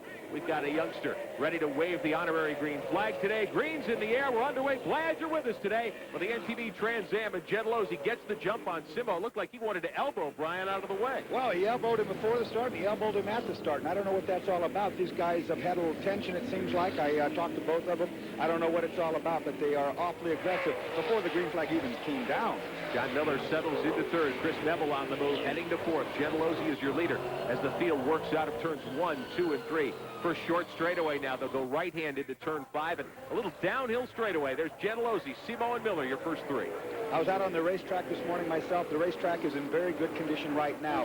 Very quick. We turned our fastest times this morning. But remember, it's hot, and this racetrack will deteriorate as this race goes on. Of course, Dorsey will settle up later this afternoon and drive one of Rob Dyson's Can-Am cars in the second half of the doubleheader here in Minneapolis this weekend. Your leader is Gentilozzi in the Autolink Chevrolet. Simo second in the Valvoline Ford there. John Miller rides third. Chris Neville is up to fourth in the 40. We're on board with Brian Simo, and he's putting some pressure on Gentilozzi early. He is. This is the turn onto the pit straightaway. It's a pretty good run going up here. It's a good brake passing zone at the other end. It gets up into third gear. Some cars will get fourth. Here comes Brian looking at Paul. Won't happen this time. This corner, these two corners here build. This next one comes on. Look at the swirliness on the Corvette as Paul lit up the tires big time right there. Here we go down the long straightaway. Brian in a draft. Miller behind him in a draft. And if you're going to do anything up into this next corner is the place you'd want to do it. The brake zone going into turn one, the bus stop. Miller takes a look on the outside of Simo now. We jump on board with the PLC Direct Chevrolet. He is third. This is the very tough little bus stop area, little keyhole at the end of the main straightaway to slow these cars down. Saw the pavement patches there. Right now they're holding up quite well, but of course they haven't generated much heat in their tires yet, so the grip isn't at 100%. It will get there soon. Let's give a call to Max Lagarde in the 83. He has jumped up to fourth spot now. Max lined up fifth today. He's hung right in there, and he's joined the lead group. He's right there at the lead group, right behind John Miller he is, and this is a real good run for Max Lagarde. Max has been struggling a bit this year, a good hard competitor, and here he is right in the top four. Lead cars, Gentilozzi in the black Chevrolet. Then you've got the two Camaros behind Brian Simo's Mustang. First Ford in the show, runs second right now in Minneapolis. Cars funneling out onto one of the other short chutes. This is a course made up, as most street circuits are, of a lot of 90-degree turns and then city block or 2 or 3 block long straightaways. And some elevation changes, which you don't see in a lot of street courses. Well, you're coming across some intersections on normal street intersections, and those are elevated to some degree, so you get a little elevation change here. And there is actually a couple downhill and uphill runs. Here on the front straightaway, for instance, when we come up at the end of this building, this intersection, you can see the bump right there. You have to watch it in the brake zone here that you don't unload the front of the car over the bump and then lock the front tires. 3 laps are complete. Brian Simo settling into second, but he's still in the mirrors of Paul Gentilozzi's Corvette. We're underway in the streets of Minneapolis for the NTV Trans Am. Back with more in a moment. In the blink of an eye, this man will have to resist a basic human impulse. Could you? Don't slam on the brake. You could lose control completely. Hold on. Get off the gas. Then gradually pull off the road. Find more driving safety tips in this book. It's free from Shell. Count on Shell. We should greet each and every day like a gift that's come our way. Share the rich Folgers brew and make someone's day brighter too. That aroma mountain grown. Pass it on, set the morning's tone. Feel the warmth and say, let's unwrap this day. The best part of waking up is Folgers in your car. Jimmy Spencer spinning in turn 4. Oh, he saves it. Tired of missing all the action? Get the big picture with revolutionary extra-wide Bushnell binoculars. About 3 times wider than most regular binoculars. Extra-wide binoculars from Bushnell. That's me, Bill. Here we are at the Super 8.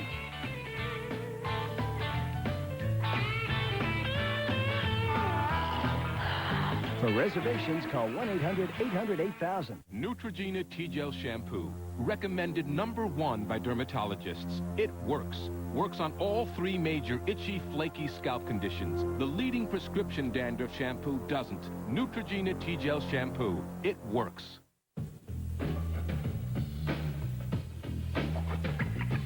Want 50% more shine stuff? Get new Ultra Shine Protectant from Armor All. It's the ultimate shine. Welcome to Trois-Rivières, Quebec, Canada. I'm Rick Benjamin, Dorsey Schrader alongside John Bisignano on pit road. We are 5 laps into the Grand Prix of Trois-Rivières for the NTV Trans Am. Great to have you with us today on TNN Motorsports. We apologize for some early satellite difficulties that prevented you seeing the start of today's race. We're just a couple of laps in, and here's your leader, Brian Simo. We're glad you are with us here today. Brian Simo started on the outside of the front row, Dorsey Schrader, and he dropped behind Paul Gentilozzi at the start, jumped by Gentilozzi before one lap was complete, and look at this. He's got a big lead. Well, we're seeing a strategy played out. I think Brian Simo has decided he's going to run away from this field, come in and try to take on 2 tires, which is unprecedented in Trans Am. Try to get 2 tires and get back out before he loses his lead. Gentilozzi sees what's happening. Look at this huge interval back to the Corvettes. They are stroking it. They're going to run as slow as they can, hoping not to burn down. Well, Saunders has moved to second spot in the 8 car. Remember, he's won 2 straight. He won at Cleveland and then last week at Grand Rapids. His teammate Gentilozzi, who's won 5 and is the series point leader, dropping back to 3rd.